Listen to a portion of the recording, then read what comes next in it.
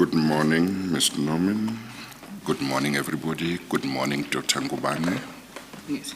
Good morning, Mr. Chairman. Mr. Chairman, Mr. Ngubane is, Dr. Ngubane rather, is legally represented.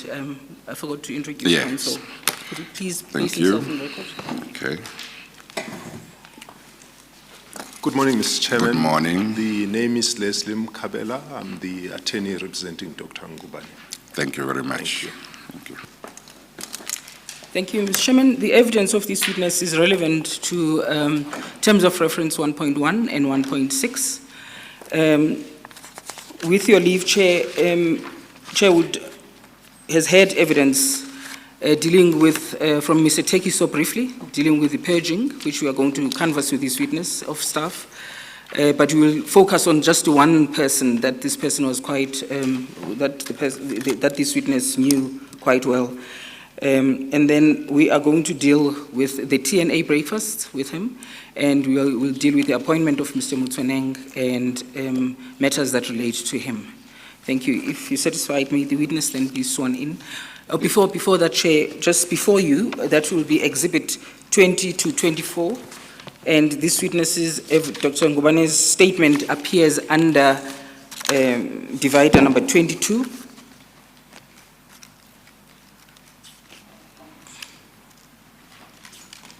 Thank you. We have admitted this. Yes, we have admitted yes. it, yes, Chair. But Okay. just to open Yes. it's there. Okay. And Chair, just one other addition. As of Friday, there was an addition to that bundle, just on his statement. We'll see it. It's marked Exhibit, it's 22.1. It's a divider, would be marked 22.1. Oh, yes. Yes, and it says media bundle.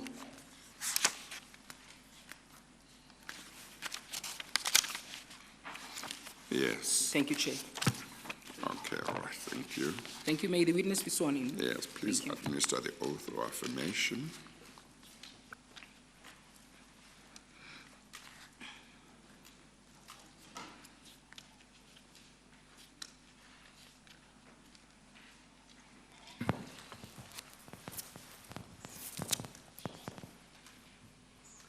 Please state your full names for the record.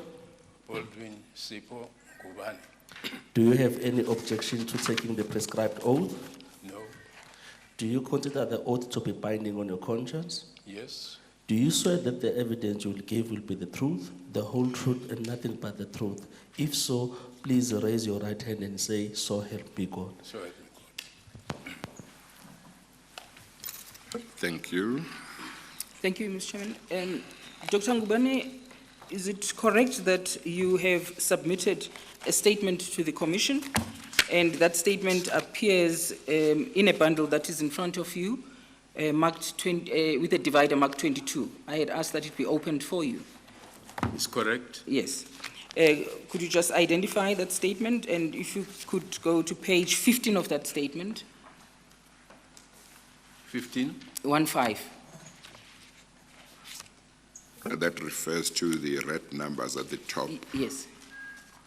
on the right-hand corner. No, you must open in your statement, Dr. Ngubane. Oh, okay. Yes, not the copy that you made. Yes. Under 22, it will be there is a jacket, that is a sleeve, what do you call it? A divider, number 22, and it contains your statement. Yes. Which part of the statement? Okay, page 15 of that, 1-5. Okay.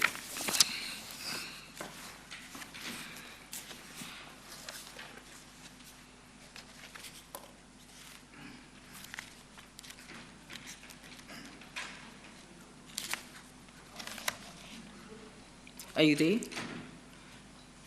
Is that your signature? That's not part of my statement. No, yes, I think you opened the wrong one. She's going to assist you. Okay.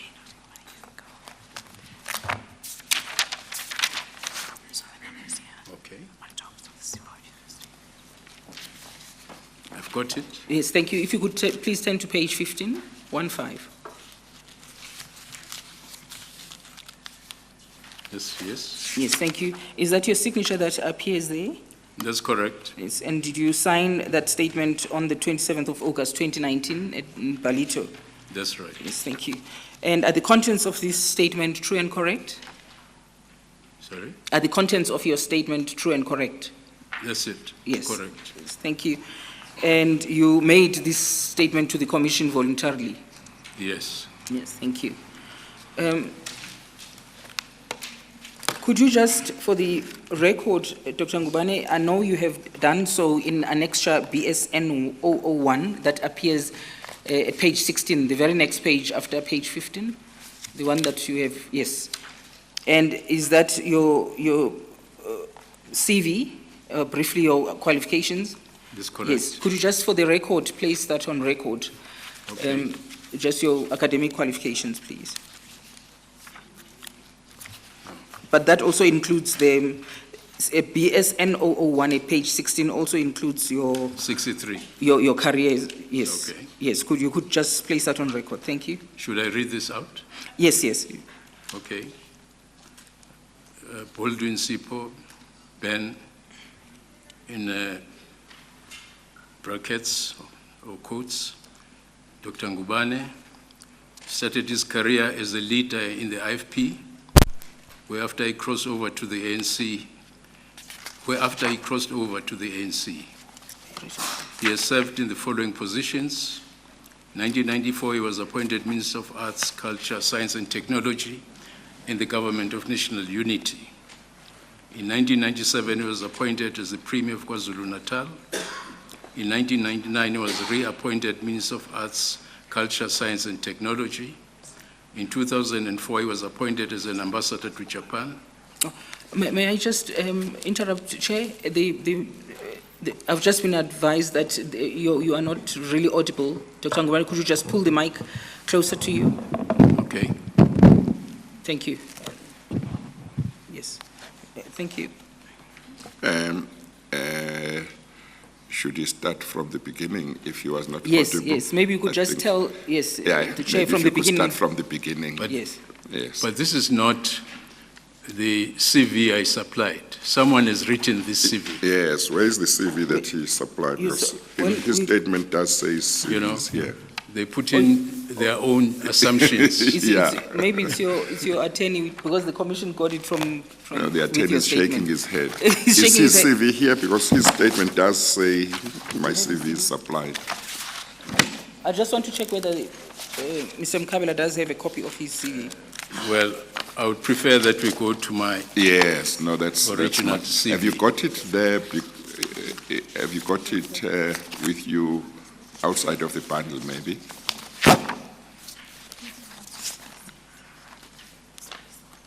No, this is the one. Dr. Ngubane, the one that you say is not yours, is that what appears at page 16? no. This is not what I supplied. Yes, that's the one. He was reading from the From one. at this page one, six. and he says this is No, not the no, one. I'm sorry. I think he was reading from, were you not reading from 63? Now, I can't find the one I supplied, unfortunately. Yeah, let's try and see if he can. Okay. Yeah, you see, he was reading from page 63. You say there is Oh, something no, at no, page no, no. 16. That's not what he was supposed to be reading from. Okay. This is the media bundle. These pages. That So, I said page 16.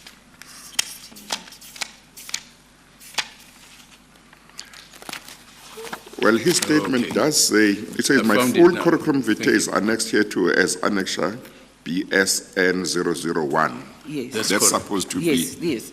Is it not attached to the statement? Because it should be. It is, Chair. Where? What Right. page? It's at page 16.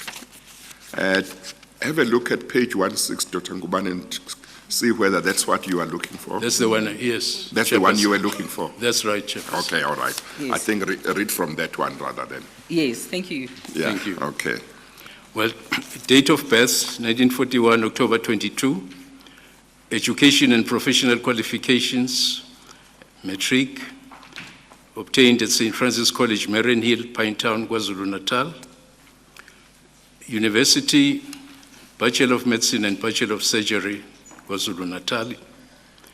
MPrax Med, which is Master of Family Medicine, University of Natal.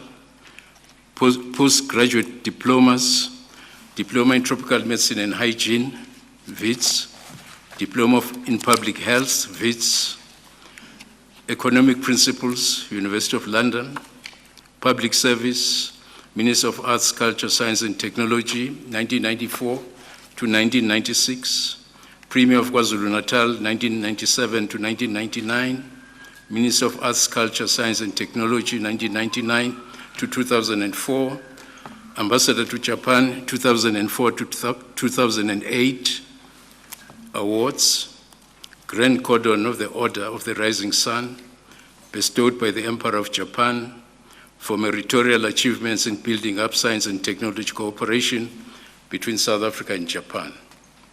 Honorary degrees, LLD, University of Natal, PhD, University of Zululand, PhD, Medunsa, PhD, University of Free State, Doctor of Humane Letters, International Christian University, Tokyo, Japan.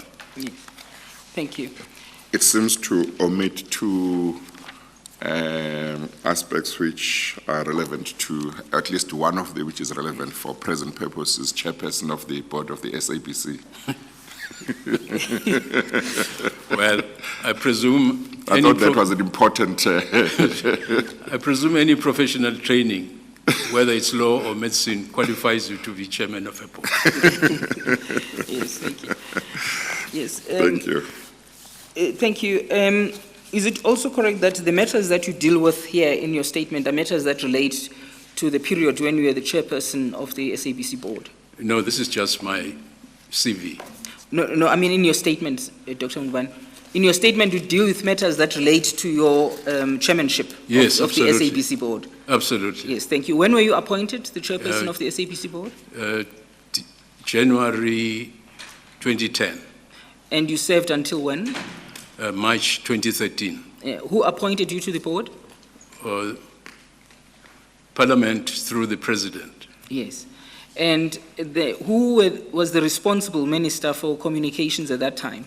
It was retired General Honorable Spiwe Nyanda. And who was the Minister of Finance? Honorable Pravin Gordhan. Yes. Then during your time then to the board of, as the chairperson of the board of the SABC, you deal with that, and you say the first thing that you deal with the financial position of the SABC at the time when you were appointed as a chairperson of the board. Yes, probably one can expand a bit on that. Yes. Could you please just tell the chairperson then as to what was the situation when you were appointed? Yes, but I need to start a little back. Yes. The SABC ceased to be profitable or to make a profit in 2006. From 2007, 2008, 2009, they were making huge losses. For instance, in the 2008-2009 annual report and audited statements, they made a loss of more than 800 million rand. They could not flight new content for television. They could not pay the independent producers for television content. In fact, the independent producers lost about 17,000 jobs during that time. Sorry, Dr. Ngubane, the one thing I forgot to mention to you was that please look at the chairperson when you answer. Oh. Sorry, and Okay. yes, sorry. I'll do that. No, that's all right. Thank you. I'll do that, Mtia. You are not the only one. Okay. A lot of them like looking Yes. at the evidence leaders, yeah. No, that's fine. Yeah. The situation became so critical that the interim board, chaired by Ms. Irene Chanley, had to ask for a government guarantee of about 1.64 billion in order to meet the solvency requirements of the SABC.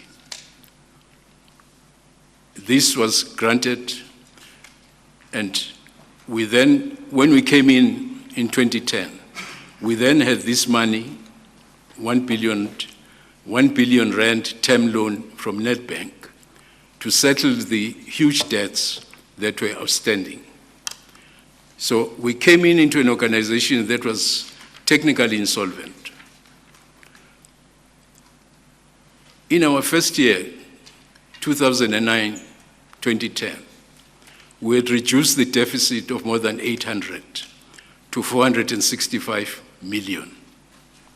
We had improved the content in our television by paying the independent producers of content material, by making the programs more attractive, raising our audience ratings, so we could again go back to charge the relevant and properly priced amounts for television advertisements. A broadcaster makes money through advertisements. However, when the audience ratings are low, no one wants to pay money when they cannot reach a sufficient number of viewers. So it was very important to go back to produce content that was appealing to the public and therefore would attract investment revenue. So how did you then do that? We did that by restricting content to only those movies or news items that would attract and retain viewers. So we started to correct the financial situation. We progressively did so to a point where in 2013, we paid 800 million rand back to Nedbank. In other words, saving about 45 million rand in interest, which was being charged at the time. And this was in line with the requirements of the conditions set up in the government guarantee. So we found a dysfunctional organization. The cause of the loss of profitability was widespread malpractice at the management level. For instance, sales would be made for advertising time, but the people who managed putting that into content and television viewing did not follow the schedules. So the advertisers refused to pay. Secondly, there was widespread corruption in the buying and procurement of international film material. People would go out to Hollywood, buy a bulk of material, which was part of the bulk associated with prime content. Let me just give an example. If we bought The Bold and the Beautiful. The Bold and Beautiful, thank you. They would say, here are other films. You must buy them as a bundle. You get the good one, but you get a whole lot of useless ones. There was an expression, you buy the dog with its teeth, with its fleas. That became a popular expression. Now the problem, these fleas, you could not fly them because no one would want to see them. For instance, if one took old cowboy films, like Roy Rogers or something, no one would be interested in viewing that. So these products or films would stay at SABC unused until the license expired. However, money had been paid for them, no income from advertisements which are associated with the film material would be coming in. So it was written off as impairment. There were other ways in which management overrode the credit controls in the sales division. Ultimately, almost all of them were expelled or charged. So I'm trying to show you that the SABC we came to was under serious financial stress. But we also had the conditions of the government guarantee, which were very onerous. We had to produce a turnaround strategy and plan. We had to reduce headcount by almost 1,000 people. We had to put in,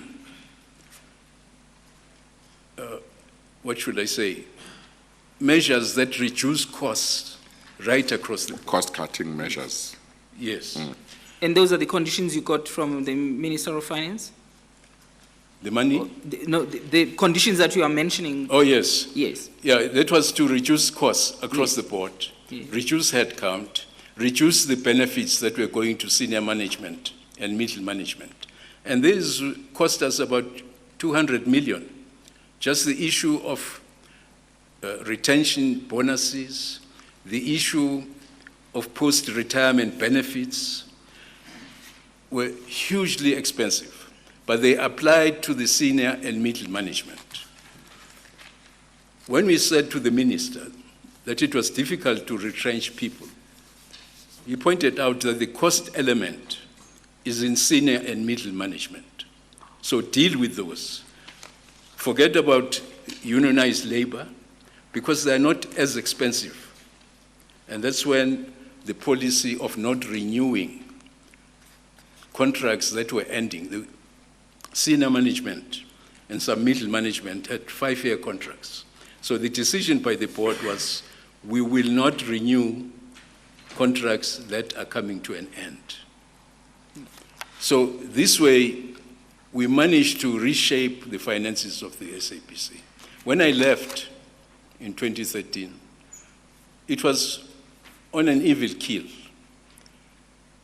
And there was money on top of whatever we had paid to the term loan. The disclaimers that had been there in 2009 were dealt with them. The Auditor General had found lack of governance at SABC. We dealt with this in the report to SCOPA, where SCOPA wanted to know, SCOPA, the Standing Committee on Public Accounts, wanted to know what we were doing to implement action, to corrective action in response to the findings of the Auditor General. We presented to SCOPA our plans, they were satisfied. So we started to shift the situation to a profitable SABC, the return of advertisers. You know, advertising time on TV costs a lot because that's the best form of advertising. It reaches a huge number of people across the country, all categories. For instance, if you advertise on, say, for example, Metro FM, the lowest cost for a half a minute is 540 rand for half a minute. But it can go on up to 1,200, depending on the quality of your audience ratings, which make you very costly to the advertiser. Yes. So, oh, sorry. Yes. Sorry. Let me. Okay, If you no, could that's just finish fine. that part. Are you finished? I think I've said.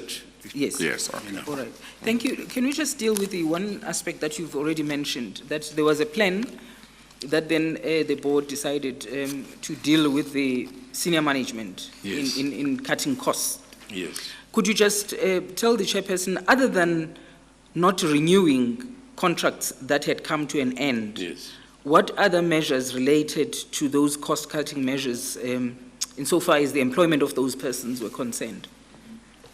Well, we wanted to change from defined benefits to defined contributions. Because if a person leaves SABC, retires, and is on defined benefits, it means he will get that money throughout his life, post-retirement. But if it's defined contribution, then it goes along with the time span he spent at SABC. So we're trying to change those practices. But we're also matching some of the positions and consolidating them. For instance, there used to be human resources. Then there used to be a chief people's officer. The board looked at this, had a bit of research on it, and discovered that it was actually two people doing the same job. So that was meshed.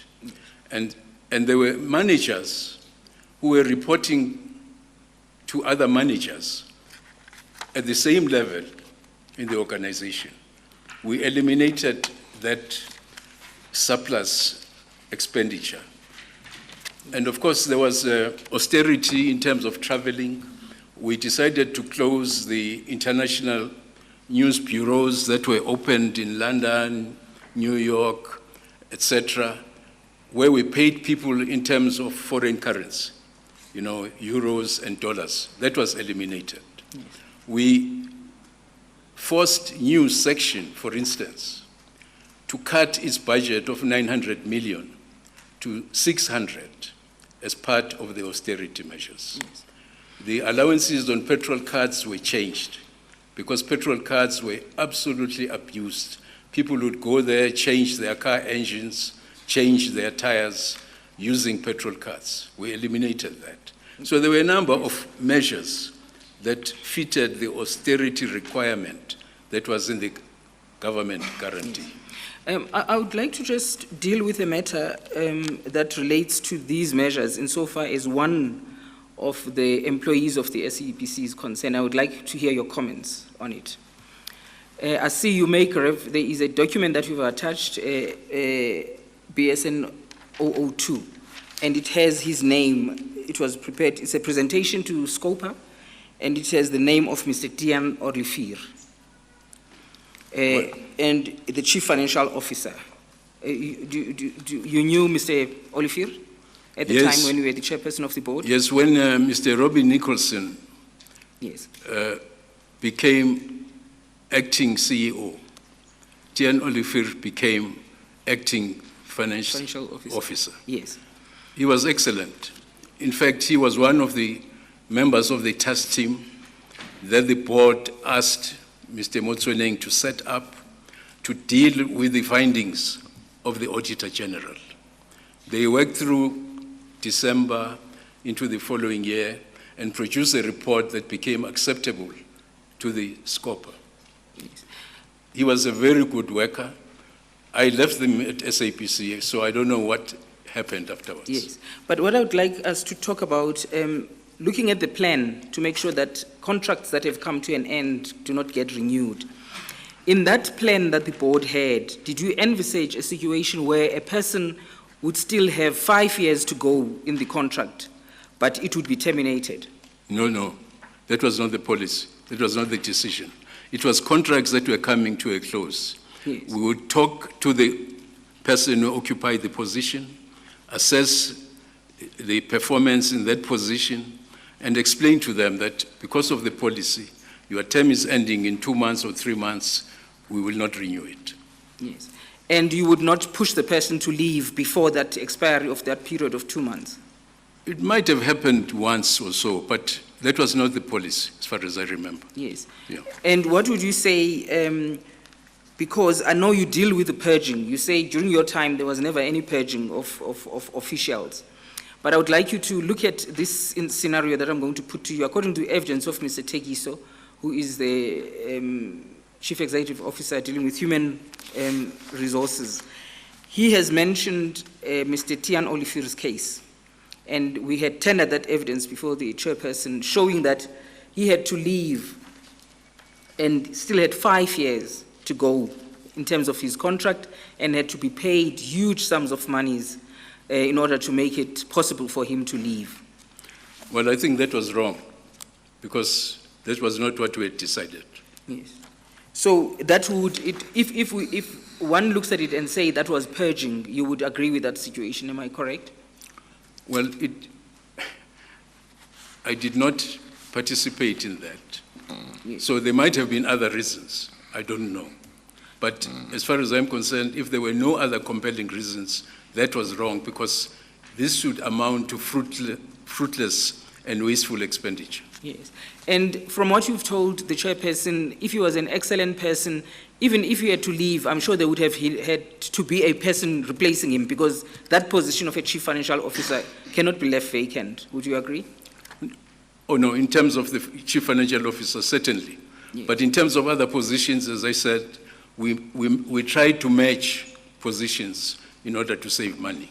Yes. Thank Do you. we know whether he left at the time when Dr. Ngubane was still chairperson? No, Chair. Oh, it was after? No, it was after he left, yes. Okay. Yeah. Could you just confirm that, Dr. Ngubane? When Yes. Mr. Olifir left, you had already left the SABC? Yes. Yes, thank you. Now, then as the chairperson of the board, you've just told the chairperson that you were asked to put up these austerity measures as the board to make sure that the SABC stops bleeding. And you deal with those aspects in paragraphs 9, 10, and 11. You've already mentioned to the chairperson how you dealt with international buying of films. Mm-hmm. Yes, and you've dealt with the reduction of staff members. Now, could you just... Maybe, Mr. Moment, before Yes. you proceed. Yes, Chair. Dr. Ngubane, do you have a recollection of more or less how many managers had their contracts not renewed pursuant to that policy that you decided upon, namely, if a manager is on a fixed-term contract and that contract comes to an end, we won't renew it as part of cost-cutting measures. Do you have a recollection of about how many you might have gone based on that decision? Probably 10. Probably 10. Yes. Yes. I guess that what you would do is not just to say, well, if and when a contract ends, we won't renew it. What you would have done is look at the work that that person does, Absolutely. at the position. Obviously, if the position, if the work or the responsibilities that are attached to that position are quite important or essential, Yes. then you wouldn't have a situation where there's nobody performing those duties. And it would be a question whether you renew or extend the contract of the existing person, or you don't renew that contract, but you get somebody else. Of course, if you get somebody else, then it's not cost-cutting measures. Absolutely. Is that right? Absolutely. So in each case, you would have looked at Yes. how important the function is And the performance, Chairperson. and the performance. Yes. Okay, all right. Thank you. Thank you, Chair. And all those 10 cases would have been brought to the board for the board to approve the exit agreements with those persons. Absolutely. Yes. Now, then in paragraph 11, you deal with the sports and film rights. I'm not sure whether you had listened to the evidence that has been tendered, where the GCEO and the chairperson of the current board had mentioned this issue of cost rights being quite costly for the SABC. During your time as the chairperson of the board, and as you deal with it in paragraph 11, what was happening insofar as sports rights are concerned? SABC had lost its sports rights when we came. They had even lost the PSL sports rights. What was being shown of rugby and PSL games was being bought from SuperSport. And of course, it was very costly. Claudi went to see Mr. Ivan Koza to say, please, the way PSL was handled by the people before us was wrong. Can you please now start negotiating with us and give us back the sports rights? So SABC resumed broadcasting PSL games through that process. But otherwise, it didn't have sports rights. The sports rights that we had for the Africa Cup of Nations was hugely expensive. In fact, we stopped that process. Our lawyers went to Paris, where Sports 5 was headquartered, they were going to charge us a penalty more than probably 200 million rand. But our lawyers argued the case. It was even in court in Paris, and we ended up paying about 27 million rand penalty for cancelling the Africa Cup of Nations sports. But we subsequently got the right to record and broadcast Bafana games, and that went on, and I think it's still going on. And the agreement then with the PSL that you say Mr. Hlawudi reached with PSL, sorry, was that agreement in writing? Well, that was a board matter, a board decision, that we try and regain the PSL sports rights, because it's one of the most popular shows on SABC 1. So there would have been a gentleman's agreement to deal with that aspect? No, it was formalized. Yes. I don't have the records, but I know it was formalized. Yes. So there was a written agreement? Yes, there should be. I don't have it. Yes, Chairperson. yes. No, that's fine. Thank you. Did you get to know how SABC had lost these sports rights before your time? How it had come about that they lost those rights? Or is that something you never got to know? Well, from the discussions with Mr. Kos, the officials at SABC were absolutely rude towards them. So any relationship broke down. Okay. Thank you. Insofar as the reduction of staff, you alluded to the fact that the Minister of Communications then had indicated that he also wanted a headcount strategy. And then you deal with that in paragraphs 12 and 13. But in paragraph 13, what I would like us to talk about is that the headcount strategy had not been finalized. But do I get a sense that even though it had not been finalized, you started embarking on the decision to let go of those managers whose contracts were not going to be renewed? That's correct. That's correct, because I should say that is the highest cost came from the retention bonuses and from the benefits for senior management and middle management.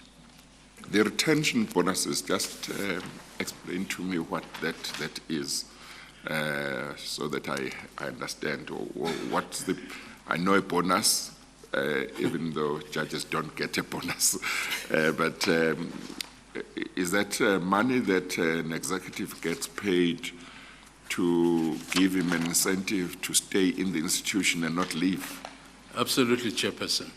It's paid, I think, on a 3-yearly basis, on top of the normal bonuses. Yes. But the cost becomes very high. It's got nothing to do with performance. Well, it should be based on performance. Yes. But in practice, everyone in the senior position Just is getting gets it. And would there be a separate bonus for performance, or there would only be the retention bonus, which is supposed to take into account performance? They would be separate, because the annual bonus based on performance depends on them achieving about 60% of the targets. of the target. Yes. So that would be yearly. Yes. This one was just to retain talent. But in an organization, of course, that is bloated with figures, Yes. I mean, with people, the usefulness wasn't very clear. Yes. Well, it kind of surprises me, I don't know, from what you say, I don't think it would have been limited to what might call people with rare skills, that you would not want to leave your organization, because getting people with those skills would be quite difficult and might take you long, and in the process the institution might be suffering. It wasn't based on that. It was paid to a lot of people whose skills might not be said to be rare. Well, that's correct, Chairperson. It became a sort of established practice that certain people got retention bonuses. Yes. Do you have a recollection of more or less maybe what percentage of a person's remuneration it would be in terms of how it would be calculated? Would it be like 10% of your annual salary or anything like that? Or is that a detail that you can't remember? No, I can't remember the actual details. Yes. But it was there. it was there. Yes, okay, thank you. Thank you, Mr. Chairman. So then you say that was then one of the primary focus that you had to try and meet the 1,000 target that the minister had set, insofar as reduction of staff is concerned. Well, Chairperson, it was a feeble effort to meet the reduction in headcount. It didn't go far at all, but it was something that we had to do to try and meet the conditions. Well, let me just make sure I haven't missed anything. I know that at a certain stage I asked you how many managers you were able to not to renew their contracts, and you said maybe around 10. Yes. Of course, 10 out of 1,000 that may have been desired is quite a long way. But are there other categories that you were able to, I don't want to say get rid of, but that you were able to allow or retrench or terminate at managerial level? Because I think the minister said, leave the unionized staff alone, look at the management. Are there others that you were able to allow to go? Well, through natural attrition, Chairperson, yes. And would that have ended up being quite a significant number in terms of the target of Yeah. 1,000? Well, Or not really? No, we just didn't even come near to reaching the Yes, target. Yes. Yes. And your own assessment as you sit here, and I know that you might not recall a lot of details, as you sit here, would you estimate that maybe you reached 100 or 200 or 500? Well, through natural attrition, where we did not employ people in the Yes. positions that were being vacated, I would say yes, Chairperson. But Yes. some of the people left because of the findings of the Yes. Auditor General. Okay. A lot of people, I mean, the Auditor General had found that 1,465 people were actually doing business with the SABC. Yes. Most of those people left. Okay. So, so in the end, I guess that the number of people who left, either because of natural attrition or because of the findings of the Auditor General, exceeded 500? No, not exactly. No. Probably 300 or so. Oh, okay. Yes. No, that's fine. Thank you. Thank you, Chair. And then, so in other words, the board was responsible in the sense that it would ensure that whoever left, in terms of the plan that you had, which you were carrying out, left under proper and legitimate circumstances. That's correct, Chairperson. Of course, if somebody leaves, whether it's retirement or they leave because of findings, if you don't replace them, logic dictates that maybe you didn't need somebody doing what they were doing. Well, precisely, Chairperson. Yes. When managers report to managers and they are at the same level, that is fruitless expenditure. And did you get to know how this had come about to have maybe a significant number of people that really were not really needed in the organization? Did you get to know how this had come about? Well, from 2007, the headcount has just shot through the roof. People were being employed, and I think I read somewhere that the wage bill, because of these new people being employed exceeded something like 300 million.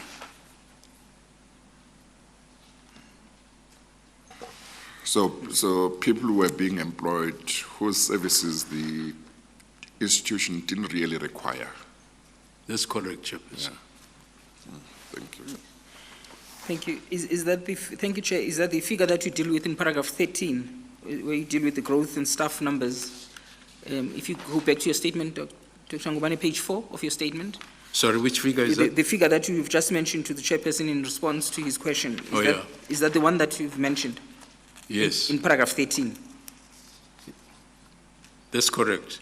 About- No, I said 480 million, yeah. Yes. Yes, and no, I think you didn't follow my question. When you answered about the staff numbers and people being employed, and you deal with that aspect in paragraph 13, and in the sentence that begins, the growth, is that the correct figure? Well, growth in staff. I'm recalling it. Yes. Yes. All right, okay, thank you. Then, in paragraph 15, you mentioned that whilst you're working on these plans, trying to turn around the SABC, you had meetings with the minister, and you deal with the frequency of those meetings. Could you just testify to what you've got in that paragraph and the... Sorry? Could you just testify to what you're saying about the minister having meetings with the minister on the progress?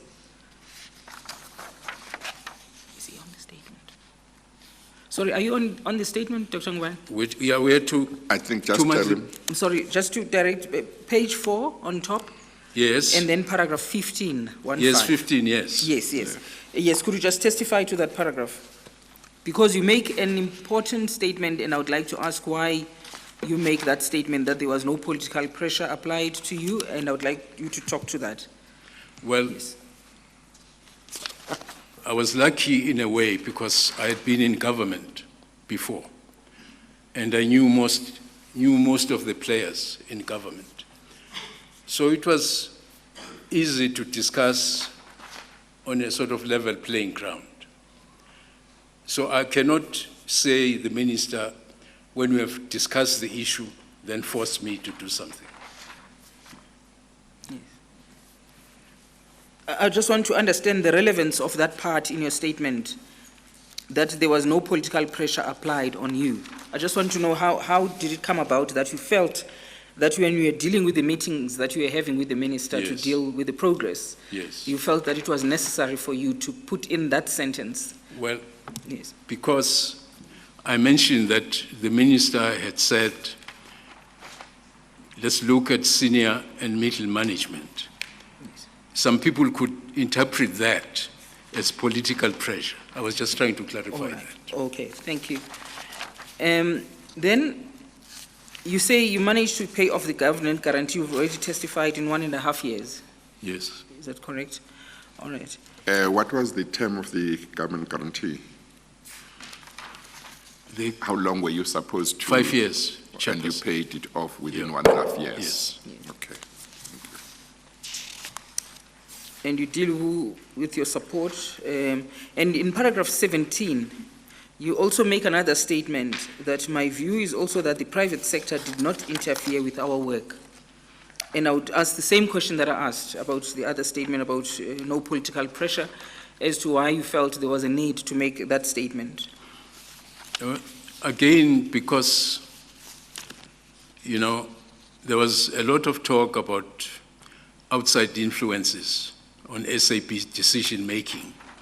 So I'm just bringing that in to say it was market forces that guided our decisions, not because someone put pressure for a decision.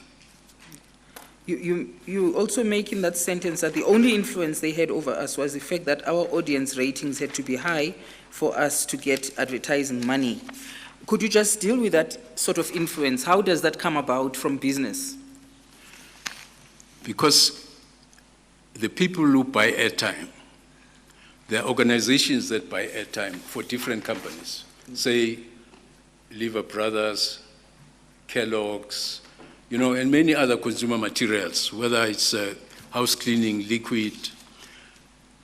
they give it to a centralized buyer, but the buyer is only interested in audience ratings because they want to have value for the money they are spending paying for the advert. So that is the pressure that any broadcaster faces, that you must push up the audience ratings in order to get advertising revenue. So in other words, you are not attractive to them if you have low ratings, Absolutely. audience ratings. Yeah, Absolutely. The higher your ratings are, the more attractive you are to them. Absolutely.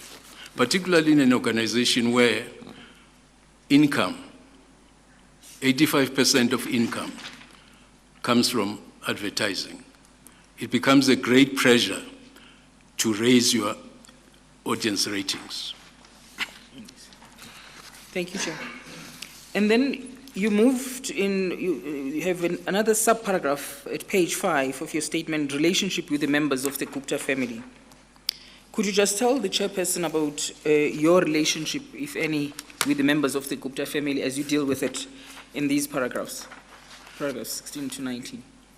Well, there was this business partnership for morning breakfasts. I attended those breakfasts, not all of them, but quite a lot of them. And I would sit with the people in the New Age, editors, members of the Gupta family. And on a few occasions, I went to social events at their home. And that is really the exposure I had to that family. Yes. Were you, just as the start of the New Age newspaper, were you involved at all? Did you assist with the negotiations of the New Age deal and the TNA breakfast? No, this was an initiative through our news desk, our news editorial board, and officials in news. We only got involved where I had to go and probably make a speech to introduce the minister at a breakfast meeting and that sort of thing. But we were not involved as a board in the actual negotiations.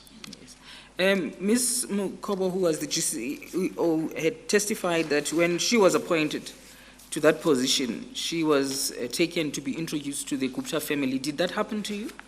No, because I did not have any power in terms of appointing companies or people who will supply services at SABC. As chairperson, I did not have that power. So I presume I was irrelevant as far as that was concerned. Yes. Well, you could be irrelevant if somebody was looking at doing business lawfully. But you could be relevant if they wanted to do it unlawfully. You say to them, I don't have power to do that. They say, no, come on, you are the chairperson of the board. You are very powerful in SABC. Talk to so-and-so. Did nobody ever say anything along those lines? We want to increase this, we want to get that. No, chairperson. They didn't need to, actually, because the news people dealt with them on those business issues, you know. Yeah, but I'm now talking more beyond just the breakfast shows. I'm talking just in general. No. Whether there were no, while you were chairperson, there were no business people or any people who made any attempts to get you to influence people to give them business at SABC. No, that did not happen, chairperson. That did not happen. No. Yes. Okay.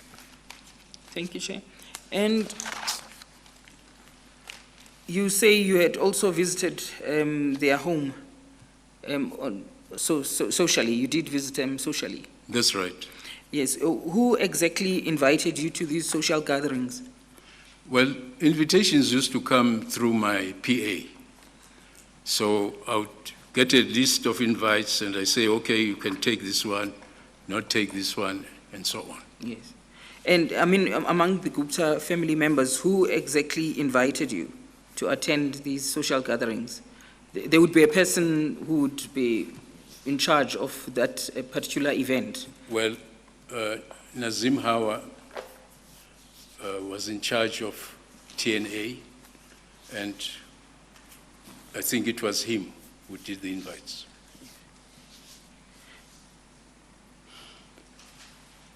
Did you at any stage become close to the Gupta family or anybody in the Gupta family? And when I say close, I appreciate that it might be difficult to say when is close.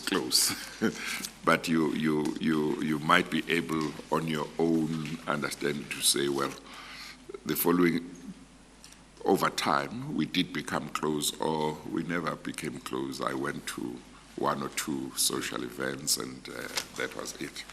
Well, the editor of New Age, we got to be friends. Yes. But not the rest of the family. Yes. No. And the editor at that stage, was it Mr. Solomon? Muxin Williams. Williams? Yes. Oh, okay. Now I was thinking Or of the you about witness. TNA? I thought- I'm sorry. TNA, that's the New Age. That's the New Yes. Age. Yeah, the editor of the New Age, that's That's the right. one you talk about. That's right. Yes, Chair. Oh, AN7. I was thinking of about the Mr. witness who came Mr. to give Sundaram. evidence, but he was for the television. AN7, that is correct. AN7, Yes, okay, Chair. okay. Yes, Chair. No, that's all right. So that's the person that you consider yourself to have been close at some stage. That's correct. Yes, okay. Thank you. And then in the next paragraph, you tell the chairperson about the breakfast shows.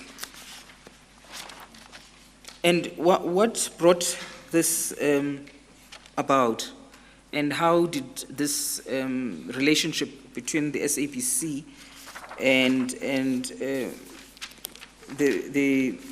TNA develop insofar as these breakfast shows were concerned? Well, our news people developed that relationship, that there would be these breakfast shows, we will record them and broadcast them live. There was even an agreement that was signed by members of the newsroom with the New Age TNA, which spelled out the modalities on how these shows will be arranged. The New Age would hire the hall, provide the breakfast, pay for flat screens, pay for projectors, pay for roving mics. The SABC would send out its outside broadcast vans with the technicians and the presenters, and that's how the roles were divided. And were you, in terms of that agreement, expected to bill TNA for sending out your broadcast vans? No.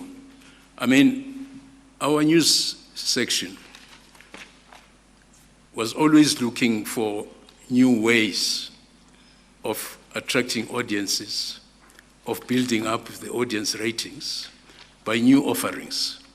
So the approach to this breakfast was a new offering on the Morning Live slot. Now, Morning Live was a very popular, and I think still a very popular channel, because people wake up, it's like morning coffee, I say to myself. They wake up to Morning Live. Morning Live deals with politics, with science and technology, with prominent personalities, with sport, with weather reports, with market-related material. So it sort of prepares people in the morning as to what the agenda for the day is going to be. So it's got that value in it, that it's the first kick-off, as it were, to the broadcast of the day. So putting the breakfast in there was an addition in terms of the political side of Morning Live, where ministers are put before people, audiences, The audience can question the minister or the president on anything, and the people outside can join in through telephones, social media, and so on, SMSs, to ask the ministers, to hold the ministers accountable. So this was seen as an innovation that could only benefit the audience ratings of the news section, particularly Morning Live. So that's how we perceived it, as a content, creating new content to the public and new opportunities. Yes. Then how did that then assist with the ailing financial situation of the SABC? Well, as I said, Chairperson, let me take the cheapest, which is, say, Metro FM. 540 rand per half a second, repeated many times between, say, 7 and 9. That's a lot of money. So if Morning Live pushed up its audience ratings, they could charge even probably 1,000 rand per half a second. So the price which the SABC would charge for airtime, Yes. for advertising, would be influenced by, one, the level of the ratings, audience ratings at the particular time of the advert. Yes. And I think you said the type of people who would be watching around that time. Yes. I think you mentioned something like that.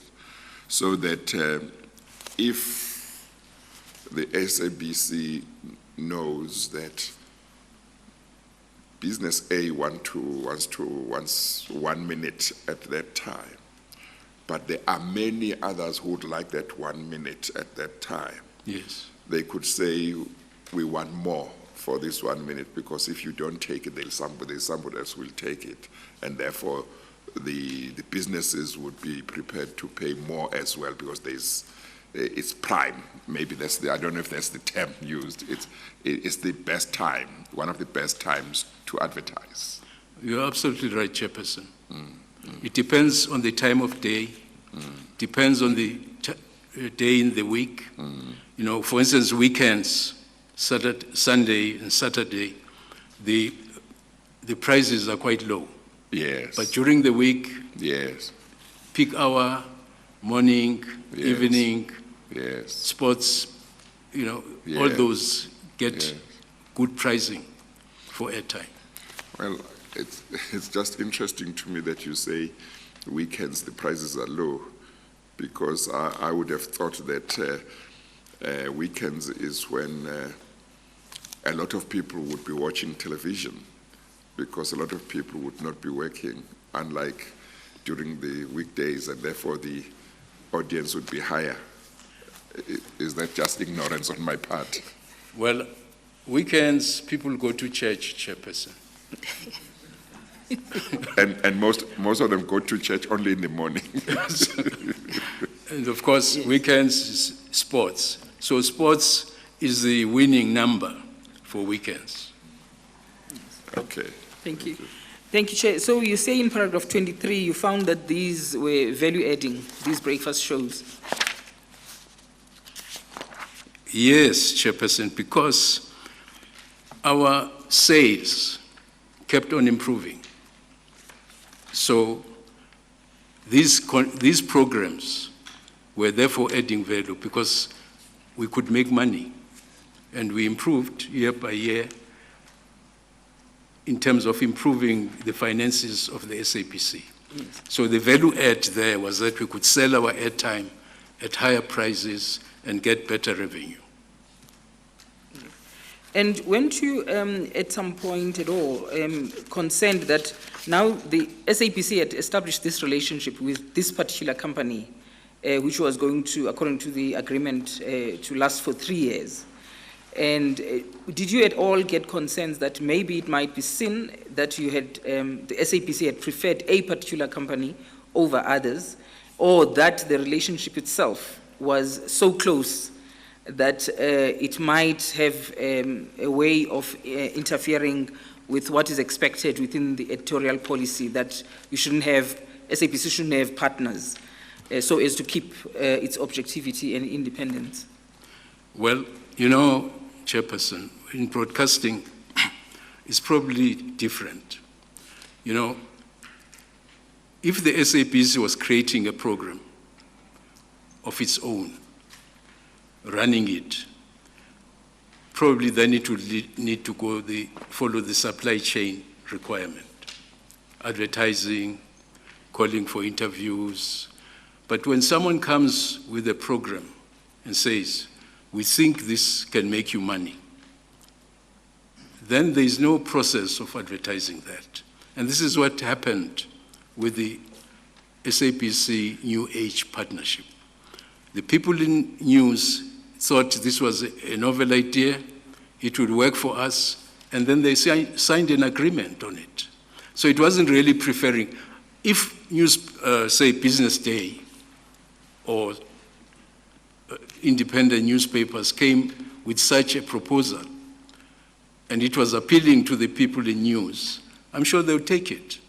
So it wasn't really a case of preferring one group of people. Then, I'm not sure how familiar you were with the agreement. I'm sure it would have been brought to the board because these shows were going to be twice a month. If I may just make reference to it. It's in the same, sorry, it's in the same bundle. Sorry, if I may just, yes, it's actually in the same bundle. With your leave, Chair, can I just ask that the witness be assisted to page through to Ms. Mokobo's statement that said that's where the TNA agreement is. What page is that would be, I'll give you now, Chair. It starts from page 14.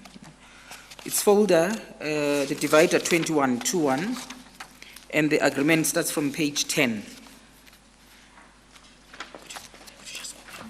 Thank you.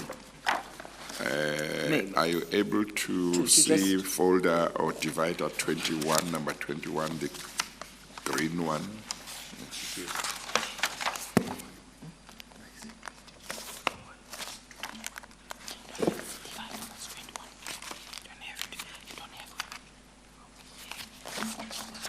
Oh, yeah. Yes, thank you, Chair. If I may just, that is the agreement that was identified by Ms. Mukobo as having signed that agreement with TNA. But I'd like to take you, yes, if you could please turn to page 15 of that very document, 1.5, and I would like to direct your attention, Dr. Ngubane, to paragraph 5.6.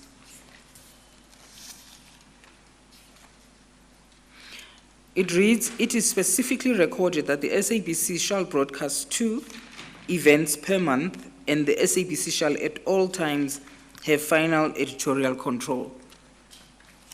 Yes. Yes. Were you also aware that this was the arrangement, this was the agreement, that these breakfast shows would be 2 per month? No, this was a management Issue. Yeah, issue. So the board didn't really get involved in the terms. Oh, okay. We were told about, of course, how the expenditure is going to be, Yes. but we were not participants. All right. So even when these numbers escalated, you would not have known as the board? As long as they frequency. didn't exceed the delegated authority of the people in news, Yes. as long as they were acting within that delegated authority, it was their matter. Yes. Thank you. Then you say in paragraph 26, because 24 and 25, they refer to one thing, that you never asked for a further bailouts from Treasury. Could you just tell the chairperson about that? Yes, paragraph 26. Sorry, Yes. page? We go back, I beg your pardon. Go back to your statement now. Dr. Yes. Ngubane. Yes, thank you. Paragraph 26 is at page 7. Page 7. 7 at the top right-hand corner, Yes. and paragraph 26 at the bottom of the page. Sorry, just repeat the page again. Sorry. 7, in your statement. Have you found your statement? We're back in your Sorry. statement.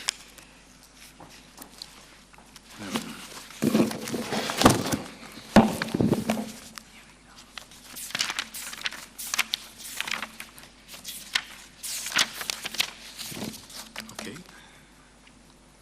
So paragraph 23, is it? 26. Sorry? 26 at the bottom of page 7. We never asked Treasury for bailout. Yes, we didn't. Yes.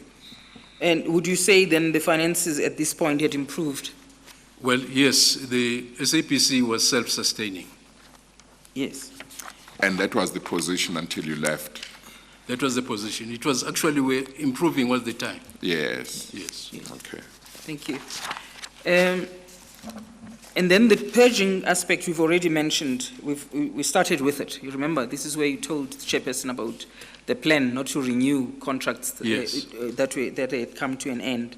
So that's what you deal with there in paragraphs 28 to 31. Right. Then the next topic we are going to deal with Mr. Hlaudi Mutweneng. Chair, I see the time is now 11:15. Oh, yeah, let's 11? take the tea Yes. adjournment. It's 11:15. We'll take the tea adjournment and we'll resume at 11:30. Thank you. We adjourn. Thank you.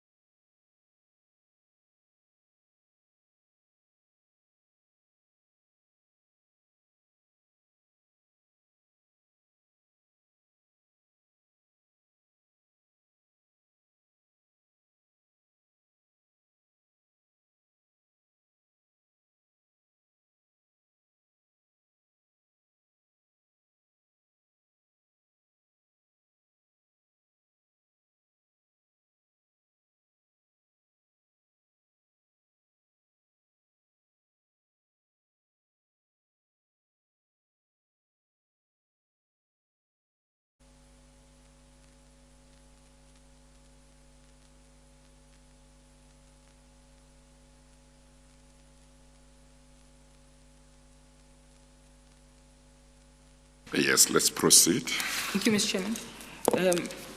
We are now at page 9 of your statement, Dr. Ngubane. And you deal there from paragraph 32 and following with your dealings with Mr. Hlaudi Motsoeneng. Could you then tell the chairperson how did you get to know Mr. Motsoeneng and under what circumstances?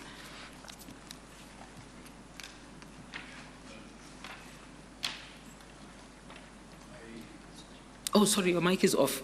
Sorry. And also switch it. If you can just press, Switch it there's a button there. Yeah, Okay. thank you. Thank you. Yes.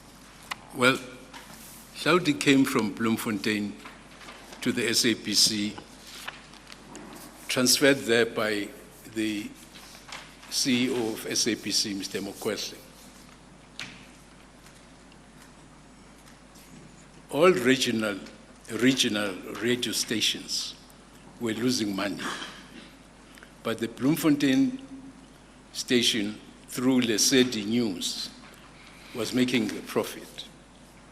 And Hlaudi was in charge of news, if I remember correctly, at Lesedi. So the CEO, Mokwetli, said he wants to bring this young man into SABC. Hlaudi was employed at SABC in 1995. 1995. Yes. Yes. And somehow we had got to know the SABC very well. So he said we'll bring him here so that he can use him to deal with the other problematic regional radio stations. So I agreed with him. I thought it was a good idea because we had to fix this problem. Our austerity measures were such that all these institutions had to be self-sustaining and self-funding. So Hlaudi came into the CEO's office as stakeholder relations regarding the regions. Would the position have been called stakeholder relations manager or something like that? That's right. Okay. That's right. And he started working on the regional stations. He even took me to some others which were problematic, like Mpumalanga and others. I can't remember them in their order, where I was giving pep talk to staff.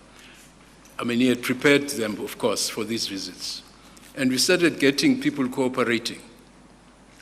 They used to complain that head office does not care for them.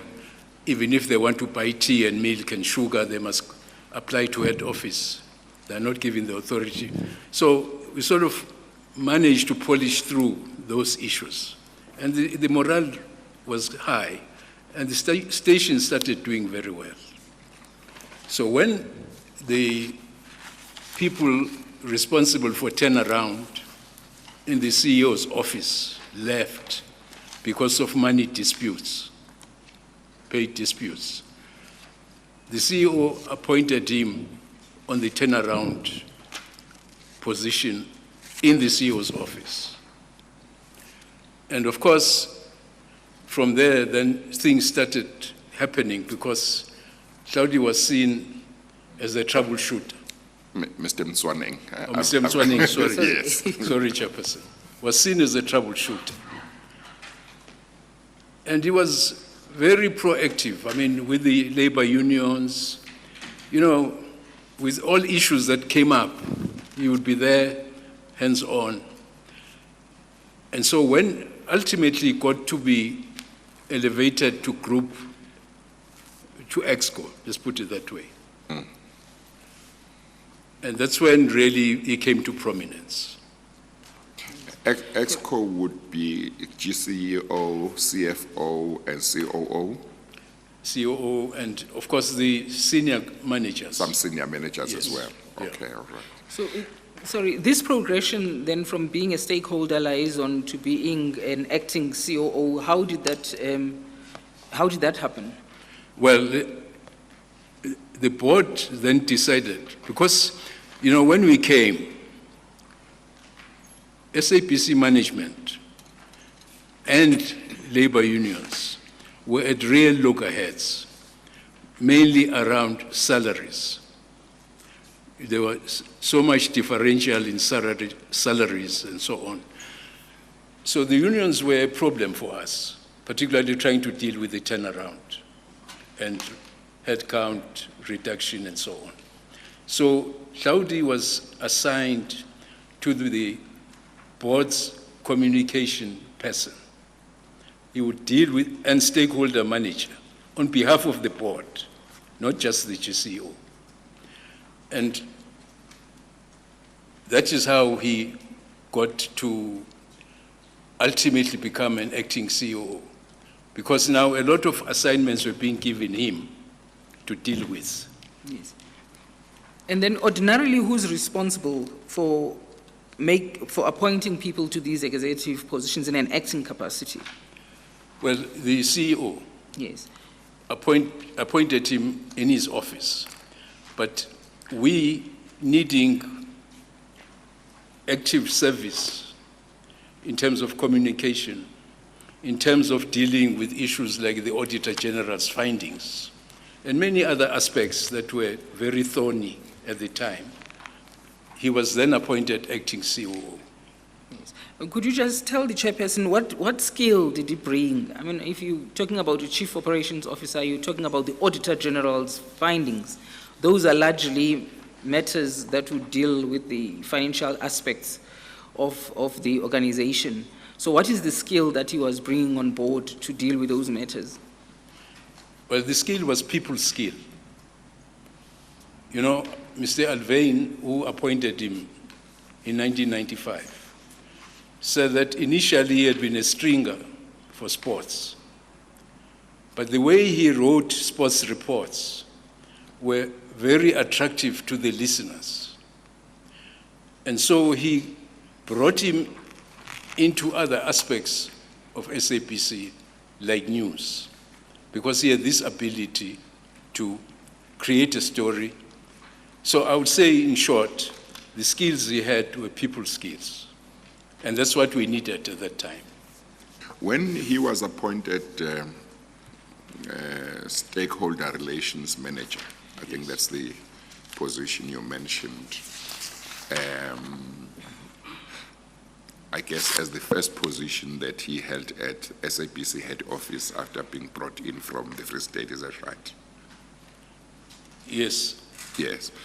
Had there been someone else who had held that position before, namely stakeholder relations manager? There was in SABC. However, there was none for the board. There was none for the board. Yes, but Yes. because of the pressure we were under to convince the unions to do all the things of turnaround which impacted on people, we felt that he would be able to handle that.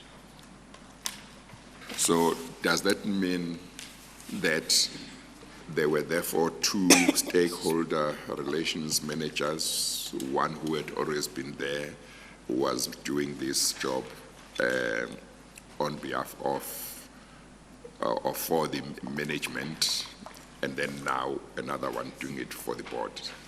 He combined it all, Chairperson. He combined the Yes. two. Yes. Okay, what happened to the person who had done it, had been doing it before him, Well, or the management? for the CEO, Yes.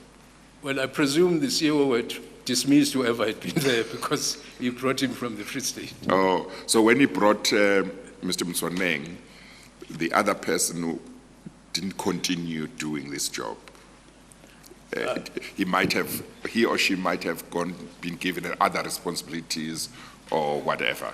You Yeah, we don't did know. not discuss that, Chairperson, but I assume Yes, yes. yeah, that should have been the situation. Yes, but when Mr. Mswaneng was doing this job, it was your understanding that he was at that stage doing it for the board, but there was nobody else to talk to outsiders about the same issues? Absolutely, Yes. Chairperson. Now, I'm wondering why the board needed somebody to do that for them, simply because my understanding would have been that that would relate to operational matters that one would expect to go under the management, and that it wouldn't be something that the board would be involved in, relations with unions and so on and so on.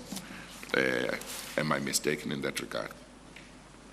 Chairperson, under normal circumstances, it would be exactly as you are saying it. But the situation we were in, and the board was becoming very activist at SABC, because the relationship with management was in many ways very weak. That is between the board and the management? And the management. Yes. So there was a lot of communication that the board wanted to get across to general staff, labor unions, and so on. Okay, so there was an appreciation that normally this is not what the board would be involved in, but the board considered that the circumstances in which the SABC was were such that the board had to get involved in these issues. That's correct, Chairperson. Yes. Thank you, Chair. And then when he acted in that position of the COO position, when he acted there, do you know what happened to the person who initially who was occupying that, who left having occupied that position, as to what happened to that person? Well, there was an acting COO, not, well, probably I need to explain this a bit. Yes. There had been an advertisement for the position of COO. Yes. Mr. Mbebe passed the interview, was recommended to the minister, but the minister did not take forward that recommendation to cabinet. So he was not appointed to that position.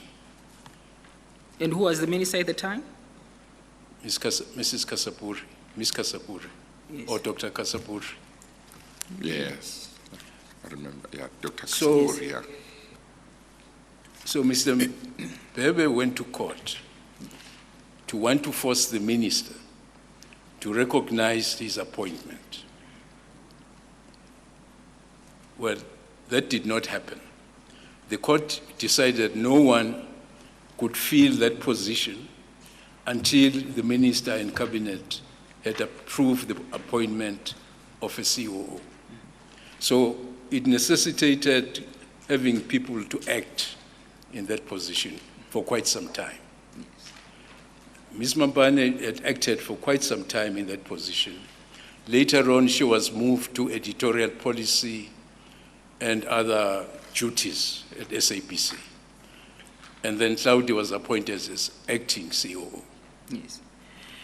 And during this I'm time... sorry? I'm sorry.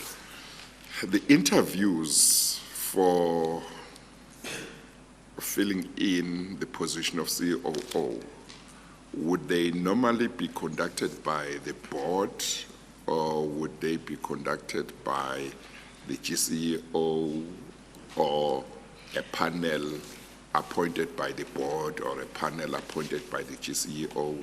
Who would conduct those interviews? The group chief executive officer, the chief financial officer, and the COO are positions that can only be confirmed by the minister through cabinet. So there would be an interview team which would be appointed. The board would have to approve that interview team.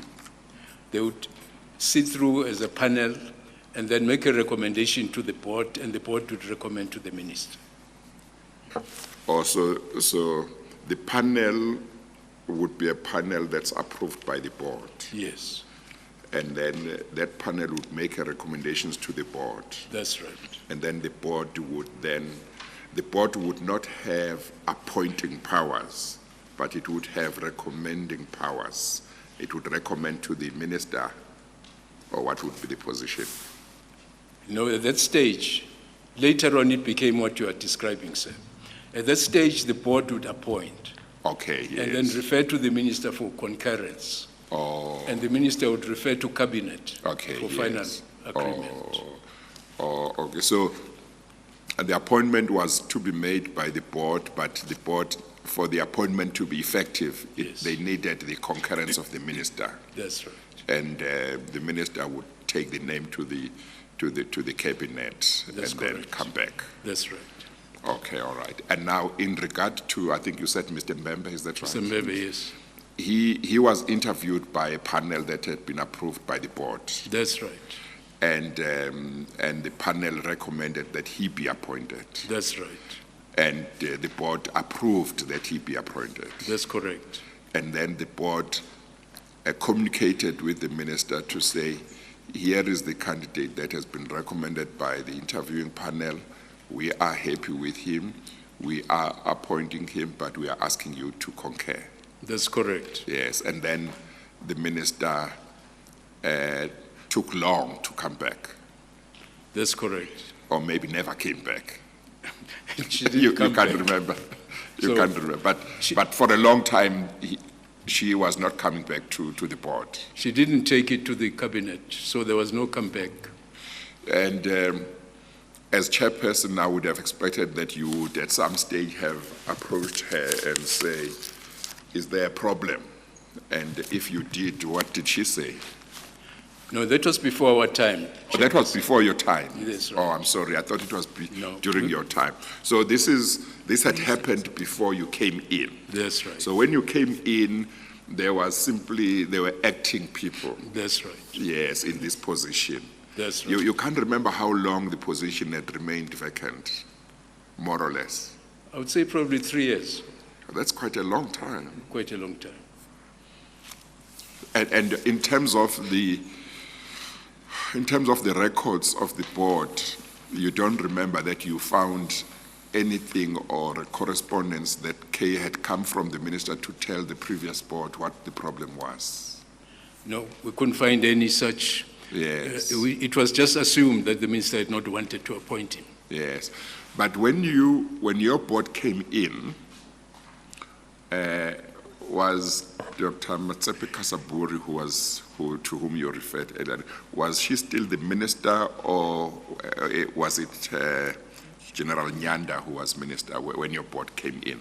It was General Nyanda, but there had already been a court decision Yes. that the position cannot be filled Yes. until cabinet had approved. Yes. Okay, thank you. Thank you, Mr. Chairman. I guess somewhere we've Yes. got those papers. of Yes, that- Chair, of yes, that yes, yes. order. We'll make them, Yes. yes. Then, in paragraph 39, then you deal with the elevation of Mr. Mutsueneng now to a permanent COO position. No, he was always acting while I was there. Oh, I'm sorry, can I just, that's my understanding of what you say in paragraph 39, I could be wrong. Could you just read what you say there in paragraph 39, Dr. Ngubane? What number is that? 39 at page 10. Yes.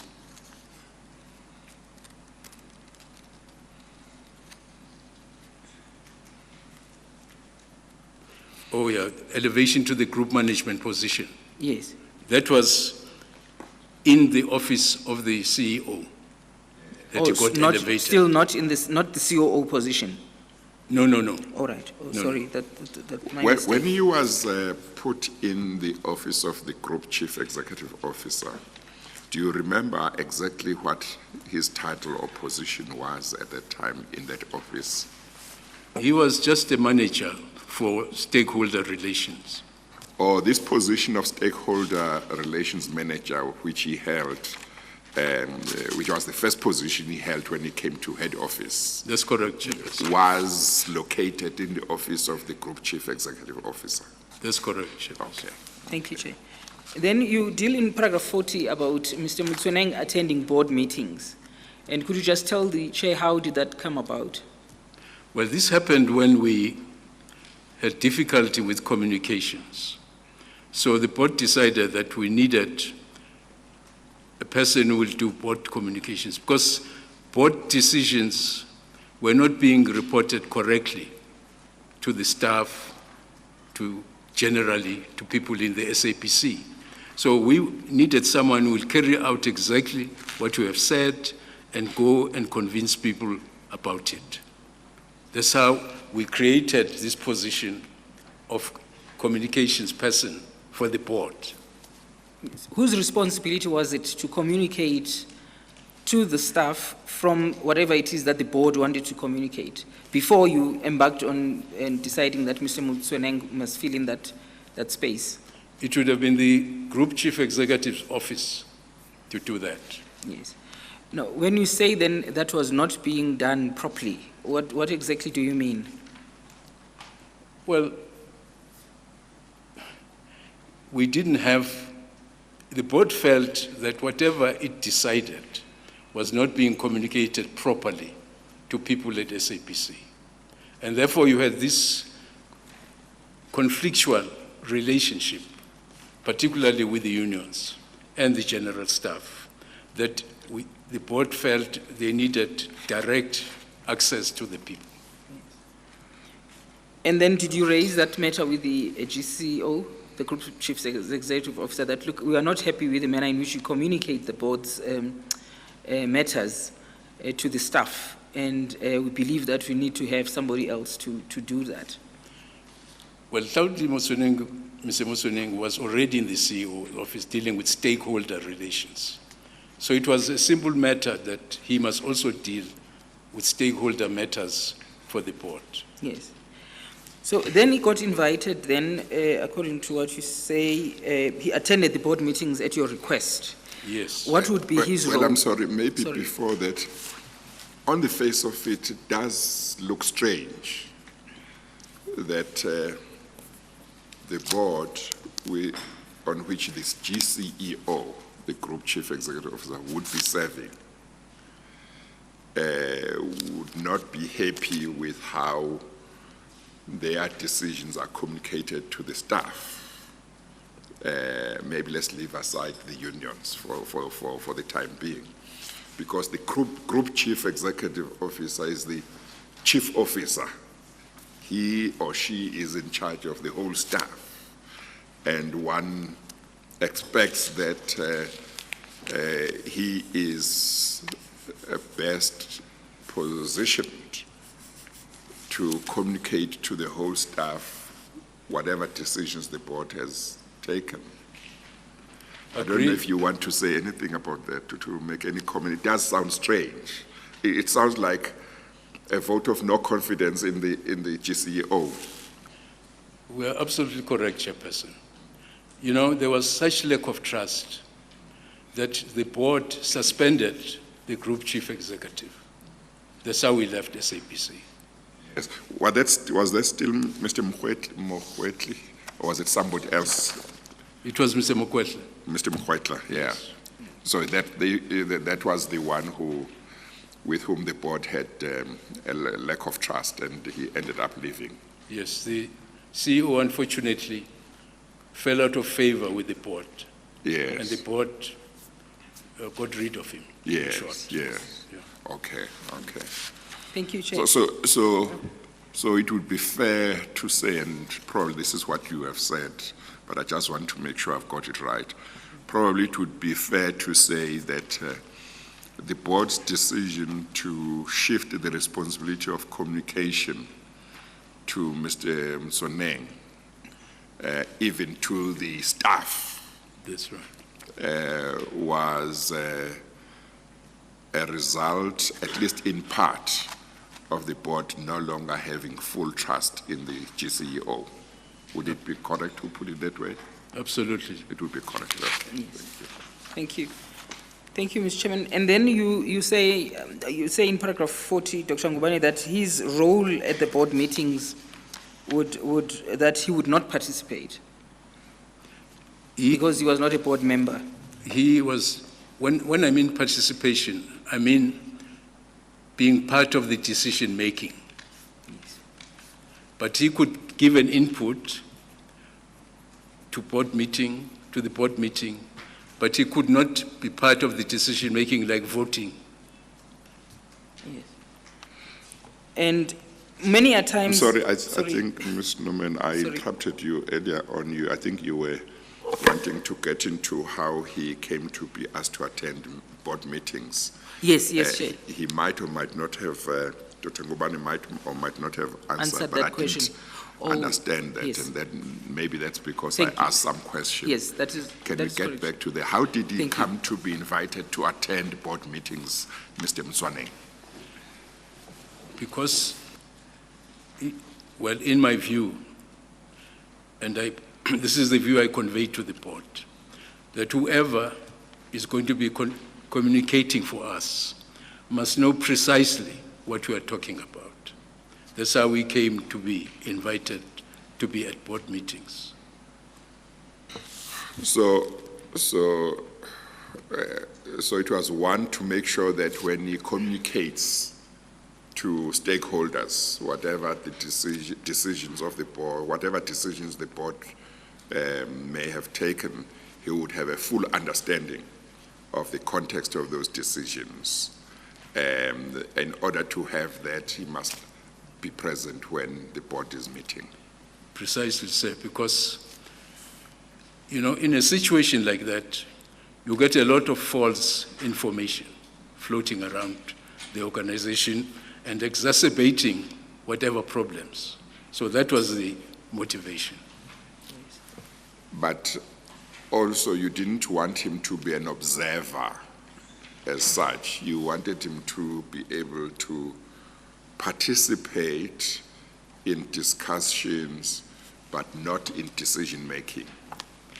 That's correct, Chairperson. Yes, okay. Yes, thank you.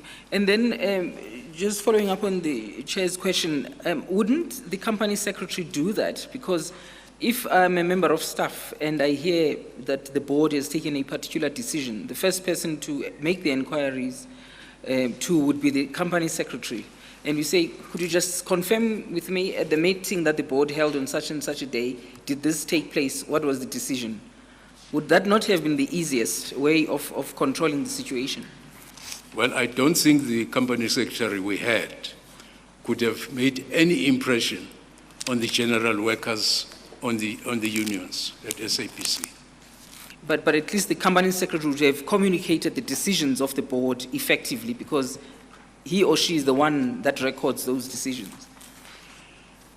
Well, probably, but under the circumstances, we need a dedicated person. Yes. Then,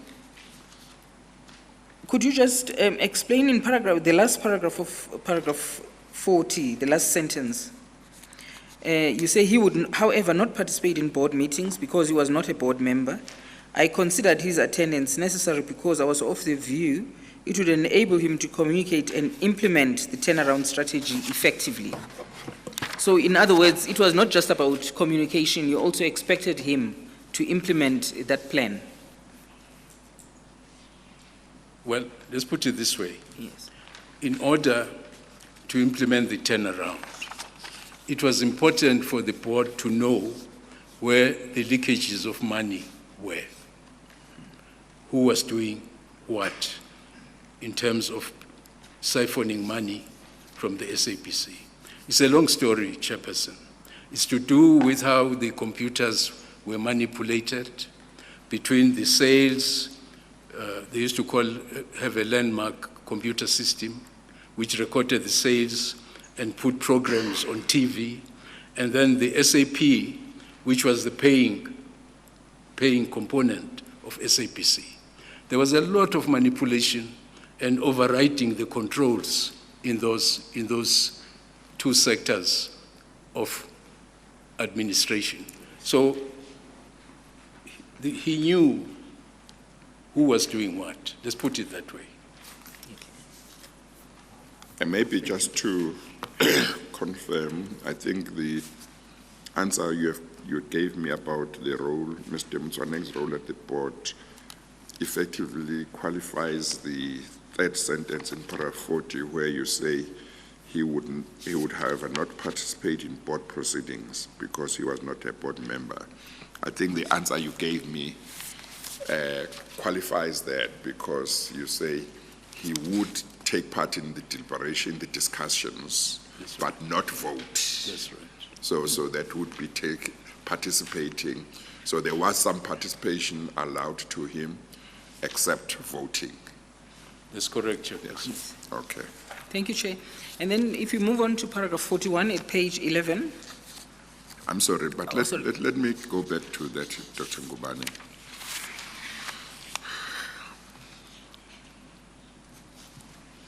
Under what circumstances would he be allowed to take part in the discussions?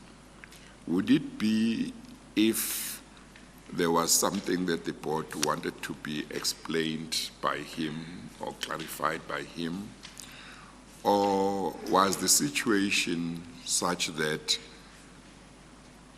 he took part in all discussions normally, like everybody was there, but just did not vote?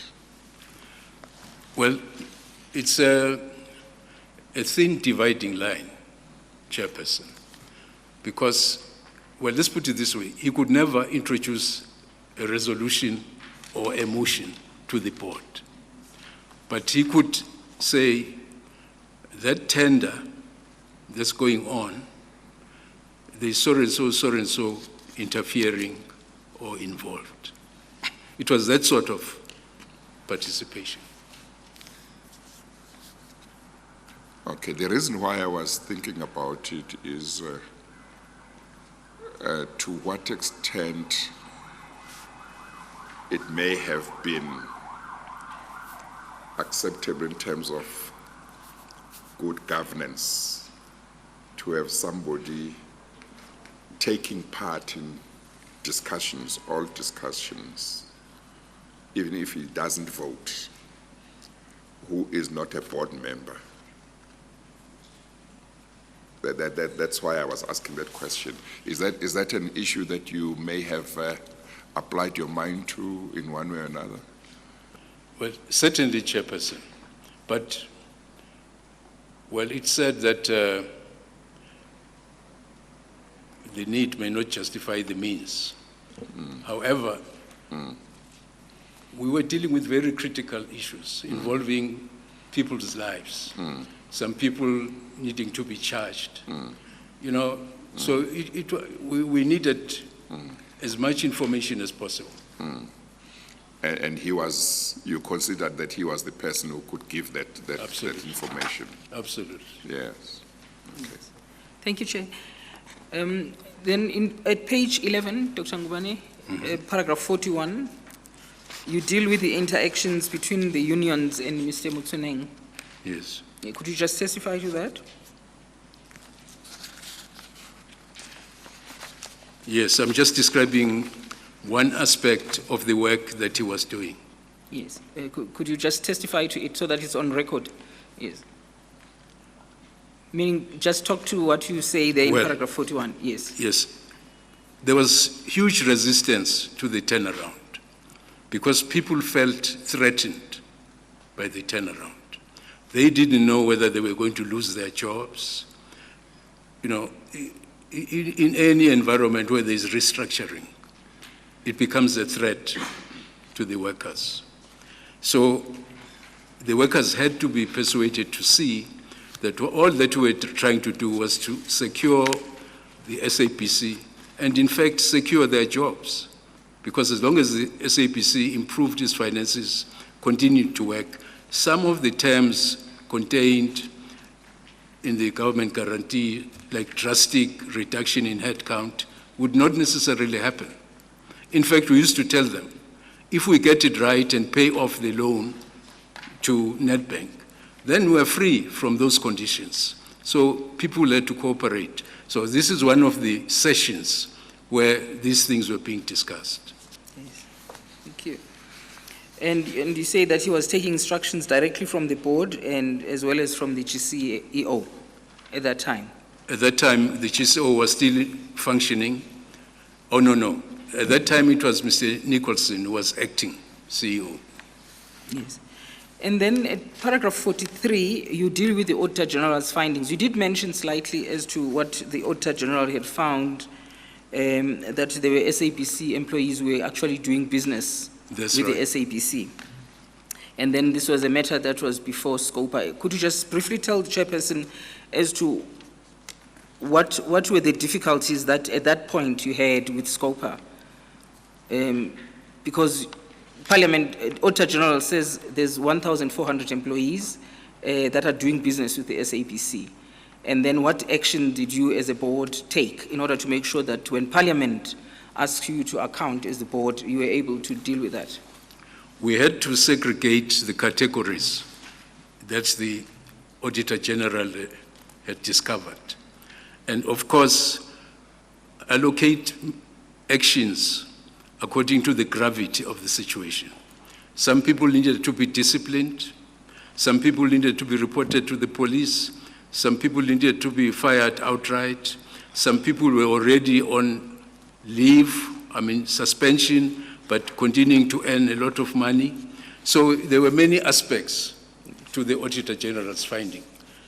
We had failed for quite some time to deal with this issue until we appointed the task team that comprised of people like Suli, Motsweni, Gian Olifir, and many others who were experts in different areas.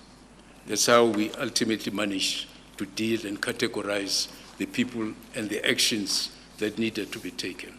Yes. When you say you hadn't dealt with the issue for some time, are you talking about not dealing with it for some time despite knowing of its existence, or are you talking about a situation where you didn't know that it existed as a problem and that's why you didn't deal with it? There was a problem because there would be a disciplinary hearing, but there would be no witnesses. So when we go to SCOPA and SCOPA says, what have been done, we would not be able to give definite answers. So it was the reason why we now had to have a special team within SABC, people who knew each unit, each business unit, to come and deal with the issues relating to that unit.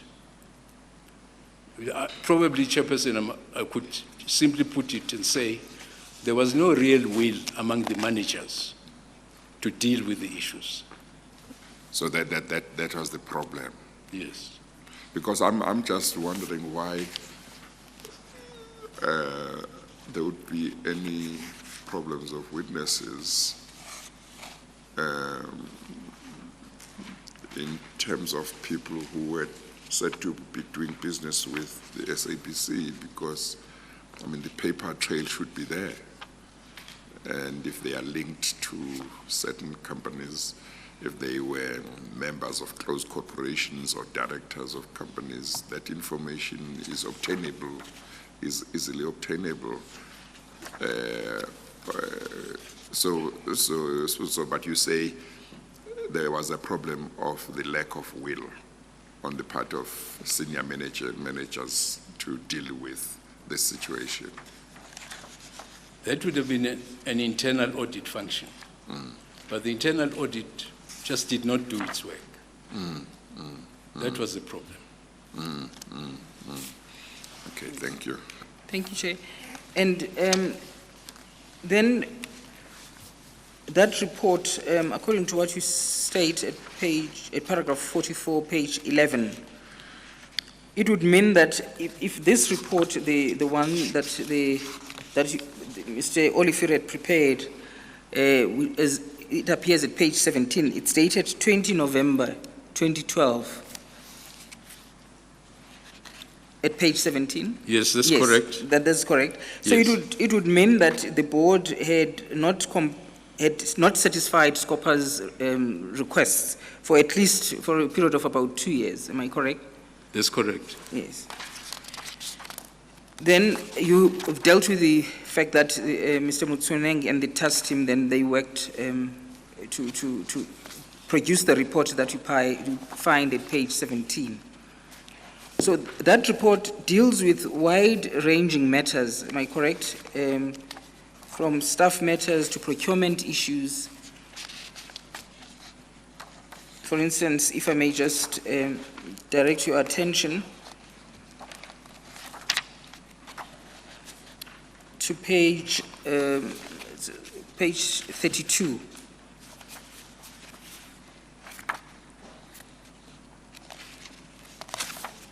Because the SABC to comply with requirements of Treasury regulations and audit committee terms, and these are financial matters. And also, if you go to page 34, that's where you will deal with a specific item, number 5, procurement and contract management, compliance with procurement policy and content, commissioning and acquisition of policy, instances of premature procurement, ordering taking place without appropriate legal contracts with suppliers.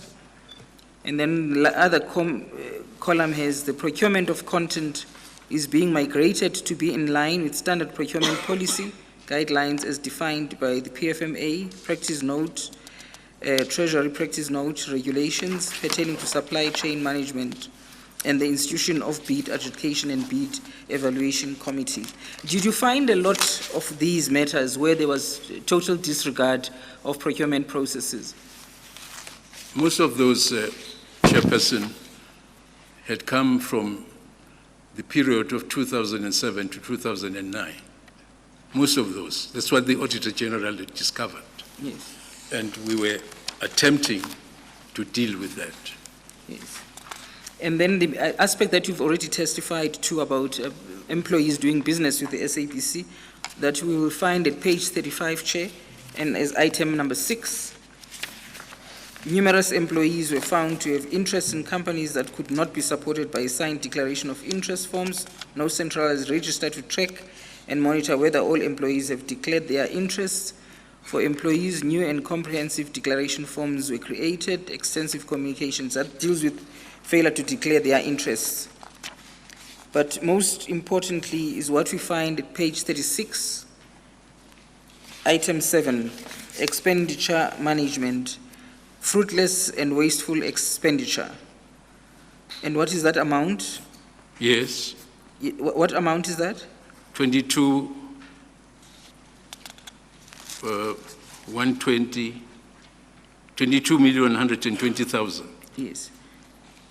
And you say that period too predates your appointment? No, it was before. It was a historical It predates, yes. Yes. Yeah, okay. Thank you. So then, this report then was compiled. I take it with all the matters that that it deals with. Then it was submitted to SCOPA. What was SCOPA's attitude after the submission of this report? They were not completely satisfied, but they thought it was a good effort. Yes. And by the time you left the SABC, had there been proper compliance with the Auditor General's queries? Some matters were still outstanding, but in terms of losing money, that had stopped. Yes. Thank you. Now, in regard to the years when you were chairperson of the board, do you have a recollection of how the Auditor General's reports looked like in terms of SABC? Were they quite okay? Were there still serious challenges that the AG was pointing out? Or is that something you might not be able to remember? Well, Chairperson, the challenges remained because there was not real full cooperation between management and the board. Although the SIU had come in, there was the Auditor General's report, people were aware that some action is being taken. Some people were identified with their schemes of siphoning money. They were referred to the police. So there was an awareness that some control is coming back. Okay, but still not satisfactory. There are still serious challenges. No, definitely not. Yes, okay, thank you. Thank you. And then we deal with the matter from paragraph 47, which you referred to as of an accelerated salary adjustment division wanting to or deciding to review Mr. Mutsoneng's salary. Could you just tell the chairperson what happened there? Well, there were many salary adjustments happening at the senior level. And Human Resources identified Mr. Motsoneng's position in that context of adjusting salaries to create parity. And by so doing, then they would have, was this at the time when he was already appointed as COO, or the parity happened when he was still acting as COO? Well, already in the Group Chief Executive's office, there was some adjustment because he had come in on a provincial salary, which was well below the manager's salary in that position. Yes. But then when he became Group Executive, then there was another adjustment. And then when he became acting COO, there was then another adjustment. Yes. Well,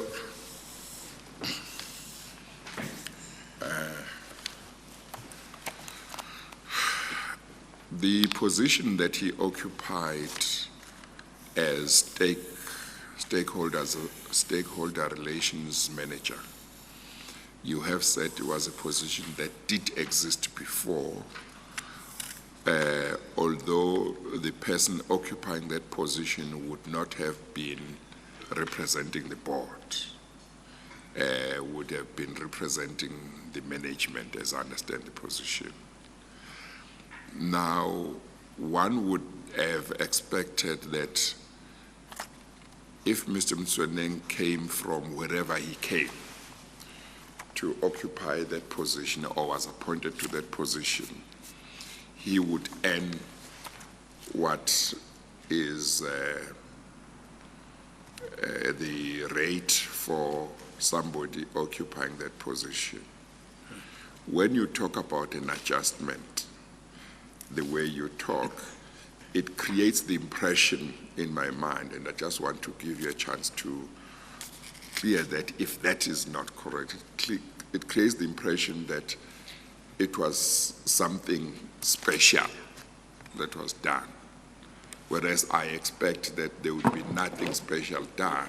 Somebody comes from a certain position, goes to perform certain responsibilities that are attached to a certain position. That position exists, they get paid what anybody occupying that position would be paid. Of course, you did say that before Mr. Motsoneng, whoever was occupying this position of stakeholder relations manager was speaking only for the management, not for the board. But I'm not sure whether just adding that part of speaking for the board would necessarily have required the addition of any money. So when he came to this position or was appointed, didn't he immediately earn whatever was supposed to be the rate for this position?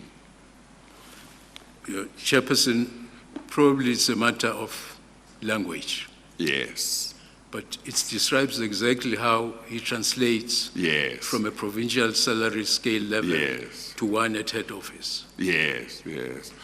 Okay, so you see that language might create the impression that it was something special for him. No.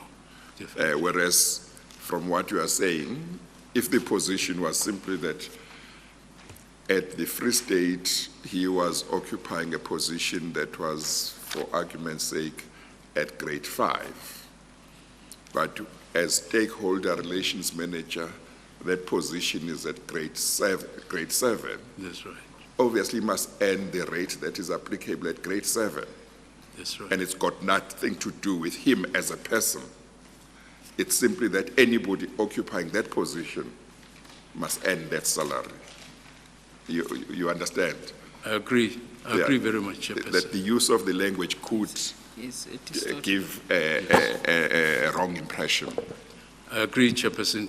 Unfortunately, this terminology crept into this whole thing. Yes, but what you call adjustment was nothing more than that he was from a certain time to be paid at a rate that was for somebody occupying the position he was occupying. Absolutely, Chairperson. Yes. But before that was done, did he for some time, when he was already at the head office, did he for some time continue to be paid at the rate of the position he occupied in the Free State, as you recall? Well, I would think so, because Human Resources would not have done any translation. They did it because of this discrepancy. Yes, okay. Yes, thank you, Mr. Chairman. And then there is something that you mentioned in paragraph 47. I'm mindful of the fact that there were salaries, it was not just him, there were other people, I would imagine. But then you say, since these were adjustments outside the normal time periods, the board was required to sign off on these adjustments. What does that mean? Well, this was purely in response to the CEO saying, Mr. Motsoeneng has just come in. He has gone through different levels very quickly. She needs support from the board. That was the only reason why the board got involved. So did this relate only to Mr. Motsoeneng, or were there other people that the board had to sign off on? Well, I think Mr. Tsietsi, I'm not too sure. No, I'm not too sure about that. Let me not comment. Yes. You might not recall, but do you know how far apart the two positions were? The one that Mr. Motsoeneng held in the Free State and the one that he held at the head office as a stakeholder relations manager. Do you know how many grades higher the last one was? Or is that something that you might not recall? Because I'm trying to think that maybe some of the confusion and maybe some of the things that may have been said might relate to the fact that even though he might be earning a salary that is appropriate for somebody occupying the position of stakeholder relations manager, maybe he has jumped quite a number of ranks, and therefore that's what may attract attention. Is that something you don't remember? Well, certainly the fact that he had come in and jumped a number of levels, obviously, I think that's why even the CEO was worried. Yes. However, I think the information would be there in documentation from HR. Yes. Exactly. To explain everything. Yes. Thank you. Thank you, Chair. I will take the witness through that documentation. Unfortunately, Yes. there was just some problems with the numbering. Okay. So I'll probably do so once I'm finished with the parliamentary records. Thank you. Sorry, excuse me. Then you say, according to you, he had jumped about 3 steps in salary categories, having come from a provincial scale to group executive scale. Yes, I mean, the differences become quite significant. Yes. If you move someone from province. different positions Yes. into the next. Okay. Thank you. From what you have said, it seems that this was how he got to occupy this position of stakeholder relations manager. It seems that he was just identified by the group chief executive officer as the right person to come and occupy this position at head office without any advertisements being made, even internally, to look for people who would apply for this position and be interviewed. Am I correct in understanding that there was no advertisement internally of the position and other people were not allowed to apply? He was just identified by the group chief executive officer, and he checked with either the chairperson of the board or the board that it would be fine if he brought that person, and he brought the person. Is my understanding correct? It is. Yes. it's what one would call ad hominem, where it's something that's just done because the person is needed. Yes. Yes. Yes. As you understood the position, this was quite allowed by the policies of the SABC for somebody to be identified like that and then to be taken to a particular position without any competition, even from internally. Yes. Of course, we have a governance committee, remuneration committee. Although I don't have the documents, but I'm quite sure that it went through all those stages. Yes, yes. Because it does strike me, while on the one hand, I can understand that sometimes there is somebody that appears to have certain skills and maybe qualifications and maybe special talents that you identify for a certain position, and it might look like really you know everybody else within the organization. You don't think there's anybody who matches the skills or qualifications or experience of that particular person. While on the one hand, one can understand that that can happen.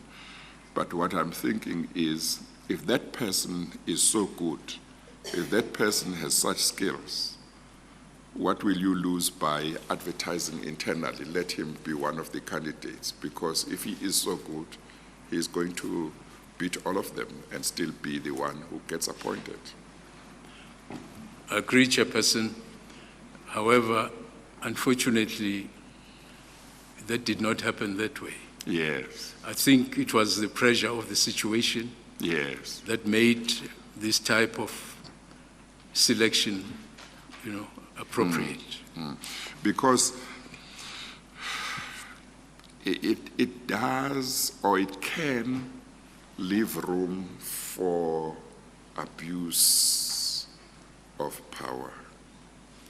Not that it always will be abuse, it could be genuine and so on and so on. Sure.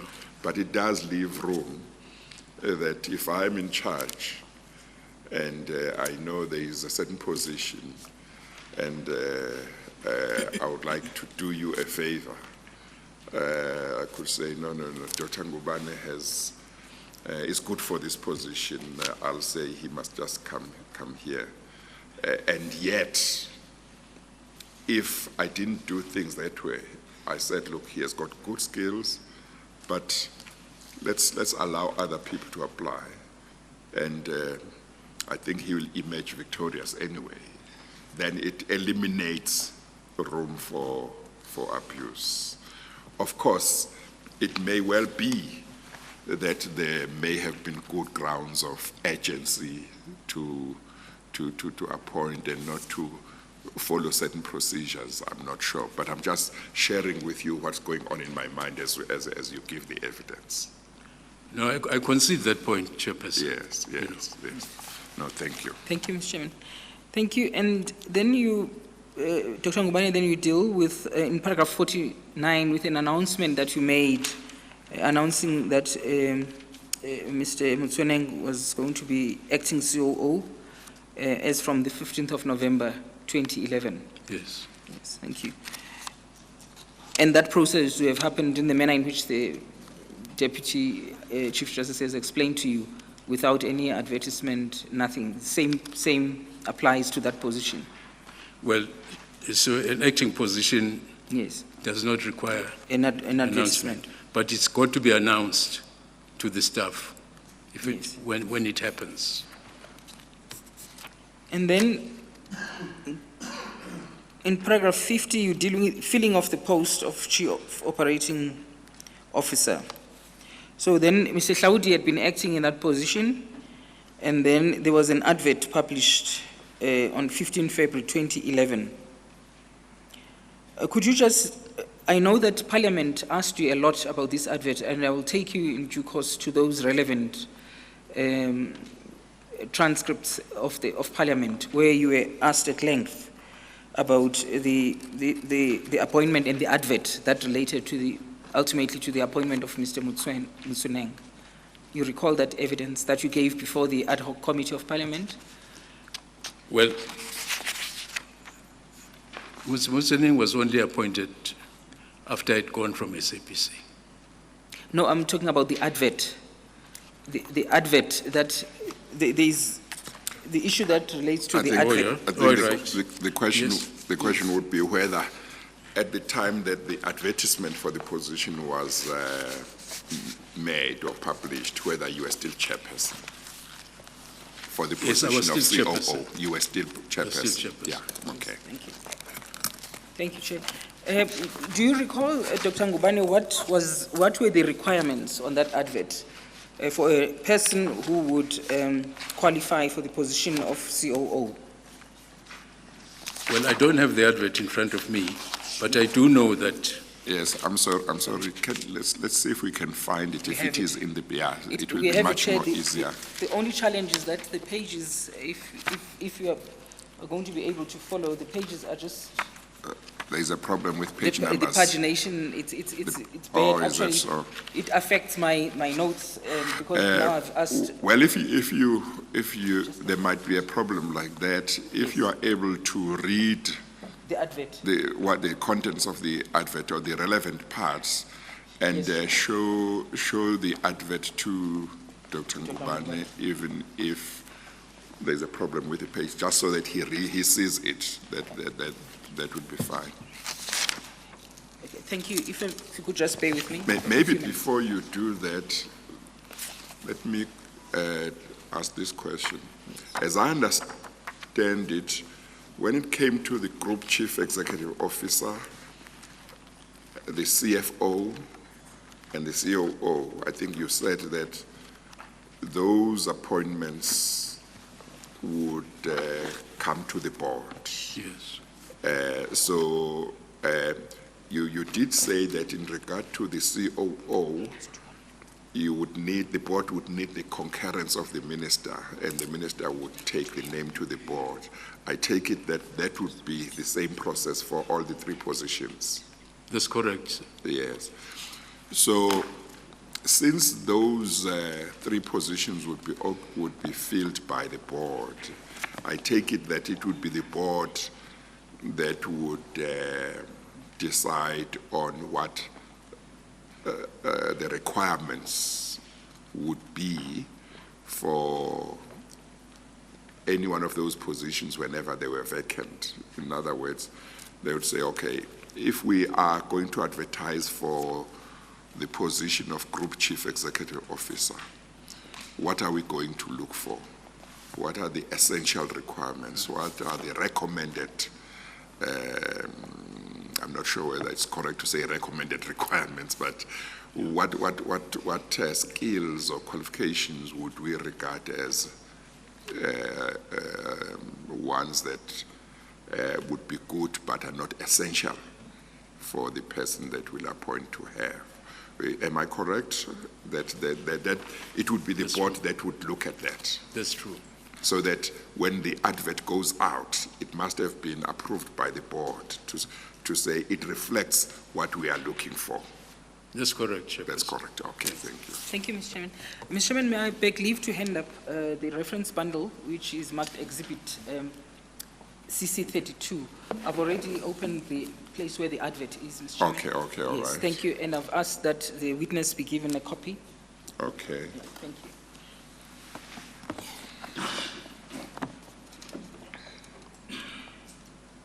Thank you. Dr. Ngubane, is that the advert that was issued in relation to the position of the COO? That's correct, Chairperson. Yes. Could you just put on record what the requirements were for that position? It Or was, maybe we start with the key accountabilities because that becomes relevant. Yes, I think, he may as well maybe read Yes, the both whole- the key Thank you. accountabilities, because I think those are the key responsibilities and then the requirements. Yes, thank you, Yes. Mr. Chairman. the Chief Operations Officer. Key accountabilities as a member of the board and reporting to the Group Chief Executive Officer with full day-to-day operating responsibility for the economic, content, and platform performance of the SABC. The successful candidate will ensure adherence to key performance areas, that is revenue, cost, and quality, ensure that the corporate strategy and the operational plans work in tandem and are geared towards positioning the SABC to being the best in-class public broadcaster, work closely with the Group Chief Executive Officer, and take direct corporate strategy for the operational growth of the corporation in order to improve profitability and quality of the service offering, build the digital and new media capabilities of the organization, lead the various cross-functional teams across the organization. Requirements: a relevant degree, diploma, and/or equivalent qualification, extensive broadcasting experience at managerial level, 5 years, a commercially astute executive with broad-ranging experience of success in broadcasting, well-developed negotiation and relationship-building skills at the most senior level, evidence of having successfully established new business streams and exploited technology-related market opportunities, the ability to translate and promote the integration of new business objectives into financial, human capital, and organizational development changes on an ongoing basis, a demonstrable passion for public service. Preference will be given to candidates from designated groups in terms of the Employment Equity Act and the SABC's Employment Equity Initiatives. Human communications has been retained to handle all responses. Interested persons should forward their applications, quoting reference number 94358 to sabc@humanresponse.co.za or fax 086-245-0724. Alternatively, visit www.humanjobs.co.za and use the same reference number to make applications. Closing date 15 February 2013. Yes. There's a note here which says, if you have not received any response within 6 weeks of the closing date, please accept that your application has been unsuccessful. Broadcasting for Total Citizen Empowerment, SABC, Vuga Sizwe, Human Communications, 94356. Thank you. So at the time when this advert was published or even crafted by the SABC, they were aware of what is it that they wanted, and as the chairperson has asked you, they knew of particular skills that they required. But most importantly, they were aware that they needed someone who would qualify professionally and have a degree, a diploma, or an equivalent of those. That's correct, Chairperson. So having looked then, I'm sure at this advert, you would have said it's not going to be possible for Hlaudi to meet these requirements, because at that point... Mr. Mtswaneng, What did he Mr. deserves to Hlaudi, be I beg your pardon, Mr. treated Hlaudi with Mtswaneng, respect, yeah. sorry, Mr. Hlaudi Mtswaneng to meet those requirements, because he didn't have a degree, he didn't have a diploma, and at the time, I think he did not have a matric as well. That's correct, Chairperson. Yes. So you would not have expected the SABC then to appoint him permanently in that position. That's correct, Chairperson. Thank you. Thank you.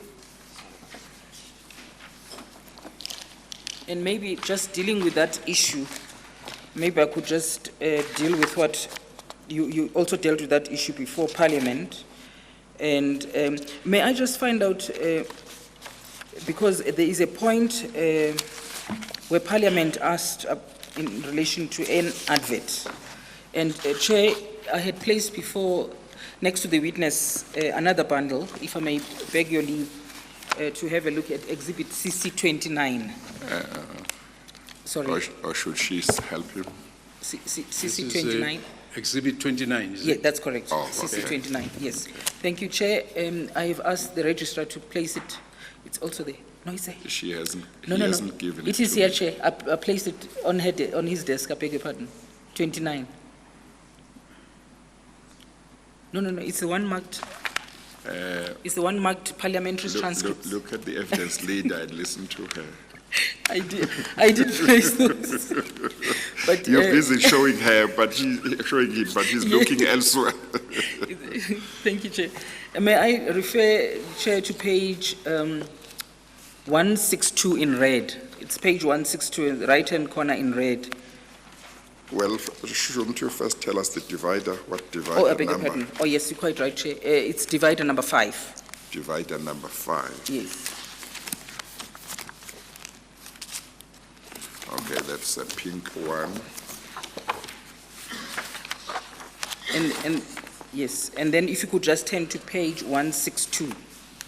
Page? 162. Or maybe before, just to identify, just to put it in context, is it correct that Dr. Ngubane, I think we've already mentioned it. Let him find it first. Oh, I first, don't know if he okay. has found it. All right, 162? 162. 162. It's in red. 163. 162. 162, Yeah. yes. Is it part of the report of the portfolio committee, ad hoc committee That is correct, Chair. on the SABC board? Okay. Yes, thank you.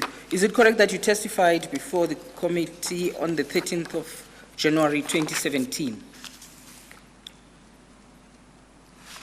Dr. Ngubane? Where are you reading? I'm reading, if you look at the very first page of that, after the divider, immediately the page following the divider, 5, that page will be marked page 141. Okay.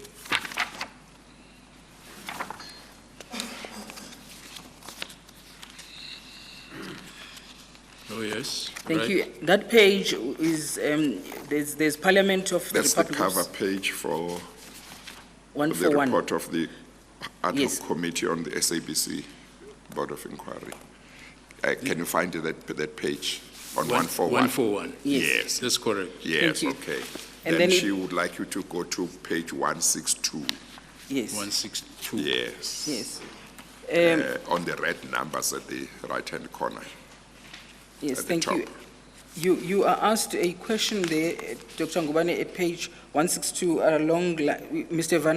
Vanarha asks you, no, I'm not disputing that you do not have sight, but I want to put it to you, and this I'm telling you that the reason you did not care about that report, you didn't bother to read the report, is because you didn't care about the damage you caused the SABC. What is your response to that? And then your response, I'm so sorry.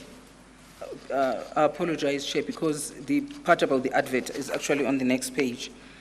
But maybe this is worth dealing with, because it's, in any event, something that you are going to deal with. And then, Dr. Ngubane, I did not cause damage at SABC. I saved the SABC. It was bankrupt when we came. The regulations were not observed. Even the financial statements of the public service broadcaster and the public commercial broadcaster were not finalized. It was in a mess. We sat around trying to stop the hemorrhaging of money out of the SABC. There was a huge theft going on. The AG found that, if you read the AG's report, so don't accuse me falsely of destroying the SABC. And then he referred you then to the public protector's report. And he says, it speaks specifically to yourself. It says, the former board chairperson, Dr. Ben Ngubane, further acted irregularly when he ordered that the qualification requirement for the appointment to the position of COO be altered to remove academic qualifications as previously advertised, which was purely aimed at tailor-making the advert to suit Mr. Mutsoneng's circumstances. This constitutes improper conduct, maladministration, and abuse of unjustifiable exercise of power. That is what she is saying. And then your response was, could you produce that advert, because there was no such advert that I altered. Please produce it for me. Could you tell the chairperson whether you first of all, you were ever asked about this advert, and whether you had altered an advert prior to you being confronted with the question by Mr. Vanacher? No, it is not true. Yes, but when, for the first time, did you get to know that there were allegations that you had actually altered an advert to suit Mr. Mutsoneng's qualifications? I never handled any advert, Chairperson. I don't know who said this to the public protector. Yes. Because there's no advert where I wrote with my hand and say, change this, change that. Did the public protector, before issuing her report, ever ask you or afford you an opportunity to say something about whatever allegation she might have been told that you were responsible for the alteration of an advert? Yes, she invited me to a meeting, and I Yes. went. So I'm not, Did she raise this with she you? didn't raise this issue. This was never put to you? No. That there was Because an allegation that you altered the requirements for the position in the advert? Chairperson, I would have asked exactly about what I asked. Show me. Show me the report. So she never raised that with you? No. And Well, as far as I remember. as far Because- as you can remember? Yeah, but if that was the case, I would have actually, as I said to Advocate Vanara, Yeah. let me see the report. The I mean, altered the advert? advert. Yeah. Yes. And you never instructed anybody to alter the No. requirements in the advert or anything like No, that? Chairperson, when we were talking about hiring a search company, just general discussion, I think it was in the governance committee. My view was the SABC had already appointed a COO who was then frustrated by the cabinet or the minister. Mr. Mbembe? Yes, sir. Why don't you just take that report and that advert and use it? That was my only comment about this. Yes. That was in the discussion? Just in the discussion. At a board meeting or outside of the board I meeting? think it was governance committee. Yes, governance committee. Yes, where I think so. But I said, my view was, we're going to now search for a search company, pay money, but someone had been appointed at SABC as COO. So, Maybe just so that one can understand that suggestion. Was that discussion, did that take place before the advert that we talked about earlier, the one that we have seen, as far as you recall, or was it after? That discussion that you are talking about, do you know whether it happened before this advert was issued, the one that we have? it happened before this advert. It happened before this That's advert? right. Yes, I think this advert was drawn up by a search company. yes. I'm not too sure who did it. Yes. But in regard to the advert to which Mr. Mbembe had responded by applying for the job, That's right. do you know whether the requirements that were in that advert and the key responsibilities were basically the same as the ones in the advert that we do have? No, sir. You don't know? I had not seen that advert. Yes. But what you had said before this advert was issued was that in order to advertise this position, they must simply use The the previous. one that had been used before, That's to right. which Mr. Mbembe had responded. That's right. Yes. Whether they did that or not, you don't know. I don't know. You just know that this is the advert that went out, and you didn't have a problem with it.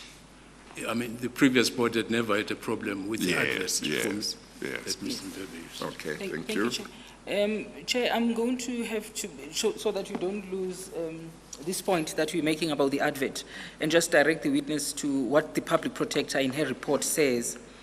With your leave, may I just Yeah, that's fine. put it to the witness? Yes, without- do that, yeah. Thank you. Dr. Ngubane, there is another bundle there. Maybe without looking at it, we can have a But look at it. I'm sorry, Ms. Norman. I'm Yes, please. sorry, I'm interrupting you. Before we move away from the exchange between Dr. Ngubane and Mr. I'm not sure it's Vanaga or Vanara. I pronounce it as Vanaga, Chair. Yes, I'm always particular about not pronouncing Pronunciation, people's names yes. Thank you. correctly. Yes. Before we move away from that discussion between the two of them, Yes. are we done with it? No, Was Chair. the issue left? No, where it Chair. is? It's just because the advert issue then becomes Oh, we will more come back prominent to in this. the other bundle. Oh, Yes, okay, which okay. the No, that's findings fine. of the public protector. Okay, Yes. that's fine. Thank you. That would be also Exhibit 27, Chair, at page 290. It's the Same. You may close that one, Dr. Ngubane, and open the one next to you, that one. Sorry about that. Yes. Sorry, what cover? And page, folder number 10. It's a green folder.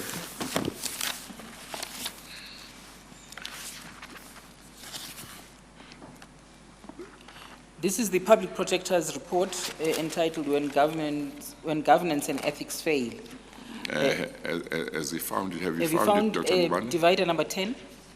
Yes, I found that. Okay. And the public protector's report at page 244, the next page, you have found it? After the divider? Sorry, what It's page? the public 244. protector's report after the divider? I've got the public protector report. Yes, Thank you. okay. Could we turn to page 290? Sorry? 290. 290.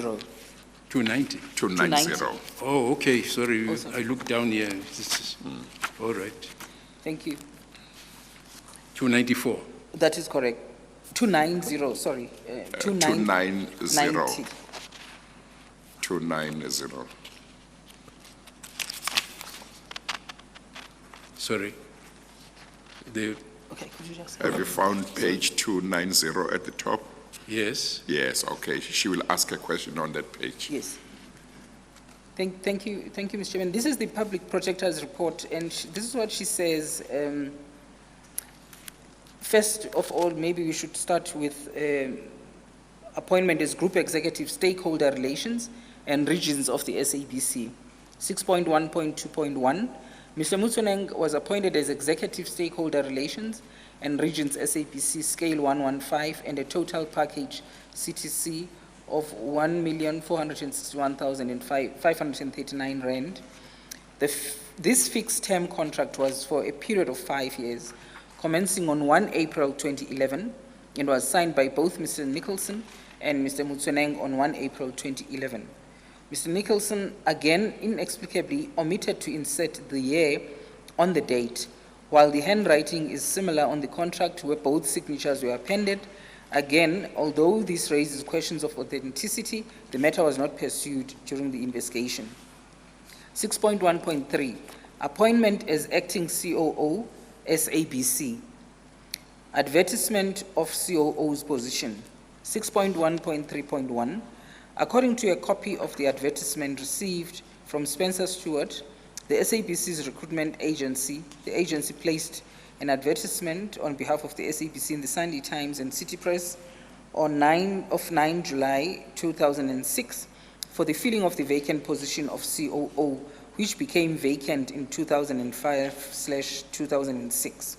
The advertisement indicated under the heading Qualifications that the applicant should have an appropriate academic background, preferably postgraduate qualification. In 2008, an internal advertisement was once again placed for the appointment of COO. The requirement for appropriate academic requirement, preferably postgraduate qualification, as per the advertisement in 2006 was removed and replaced by the following: commercially astute executive with broad-ranging operational track record of success in broadcasting. 6.1.3.3, the same internal advertisement as mentioned in the paragraph above was circulated on Thursday, 28 January 2012, with the closing date being 31 January 2012. 6.1.3.4, in reply to my questions, Ms. Mukobo on 12 June 2012 stated that the SABC committed an act of forgery and uttering in changing the advertisement for the position of the COO issued in April 2008 by removing the requirement for academic qualifications so as to suit Mr. Mutseneng, who is without qualification to meet the criteria for the advertised position. The advertisement was an exact replica of previous advertisements dating as far back as 2006.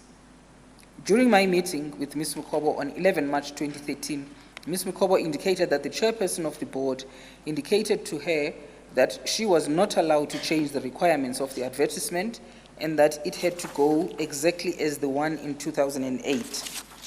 Ms. Mukobo indicated that the chairperson was adamant that he did not want to see any qualifications reflected in the advertisement. This sentiment was echoed by Advocate Tawe Mahlati, former member of the SABC board.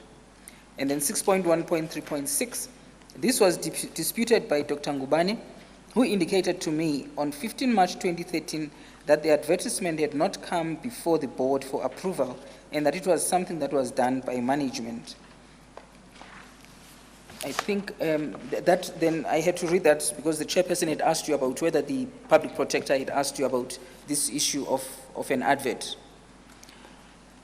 Well, Chairperson, I mean, this itself states the issue. The advert was changed by someone in 2008. That advert never came before me. It was a management issue. So I'm absolutely surprised that so much emphasis is placed here by Ms. Mukobo on something that never served. I didn't even know this advert that it had been changed. All I said was, why waste money going to such companies because someone was appointed on an advert for a CEO position? And do you have,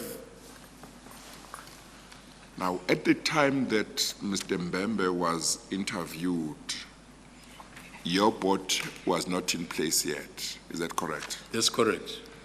So you didn't interview him, or it wasn't your panel that interviewed him.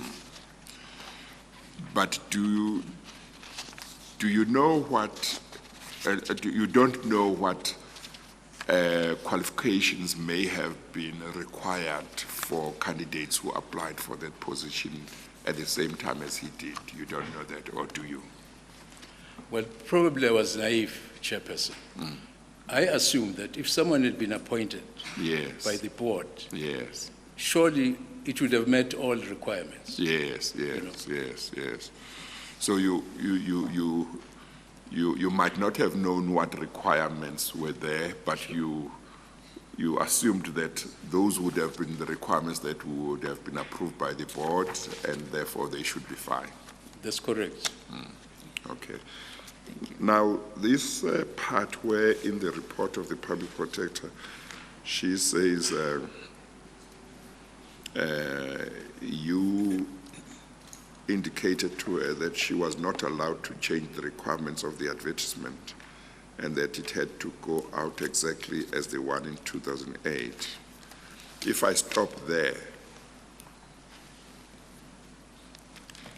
it might be close to what you said earlier on, but you must just tell me if it is not close.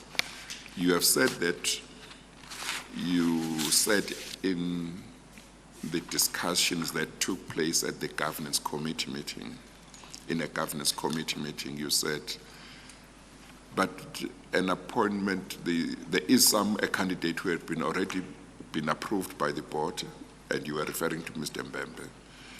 There was an advert that would have gone out to which he responded. That is the advert that should be used. But as I understood it, you were putting that as a suggestion, as an idea in a discussion. Is that right? That's correct, Chairperson.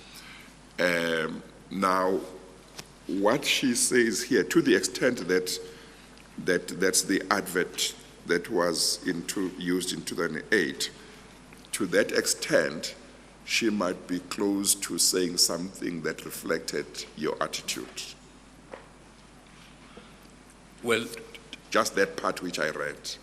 yes, I mean, Do you want me to read that part so you can just see whether it Fine. correctly reflects what your attitude was? yes, sir. She says the Republic Protector says the following about what Ms. Mokobo said to her at paragraph 6.1.3.5, page 291, and it's of the paginated bundle, and it is at page 48 of the report of the Public Protector. She says, during my meeting with Ms. Mokobo on 11 March 2013, Ms. Mokobo indicated that the chairperson of the board indicated to her that she was not allowed to change the requirements for the advertisement and that it had to go out exactly as the one in 2008. Now, the Public Protector says, Ms. Mokobo said, you said to her, you are not allowed to change it. That's the part where I say maybe what she says is close to what you may have said, but you can indicate whether that was your attitude, that it should not be allowed, or whether you simply said, why not use the same advert that was used in 2008 without saying you are not allowed? Well, Chairperson, I couldn't have said she mustn't change. Yes. Because we did not have that advert in front of us. Yes, yes. So you might have said she mustn't change the advert because you wanted that the same advert that had been used previously should be used again. That's right, correct. Chairperson, Yes. correct. Yes. That's as opposed to going to someone to write a new advert. Yes, yes, okay. So that part might be correct, may be correct. Ms. Mokobo indicated that the chairperson was adamant that he did not want to see any qualifications reflected in the advertisement. What do you say about that part? Well, I don't know where she got this, because there was no basis for going into this detail at all. So you never said that? No.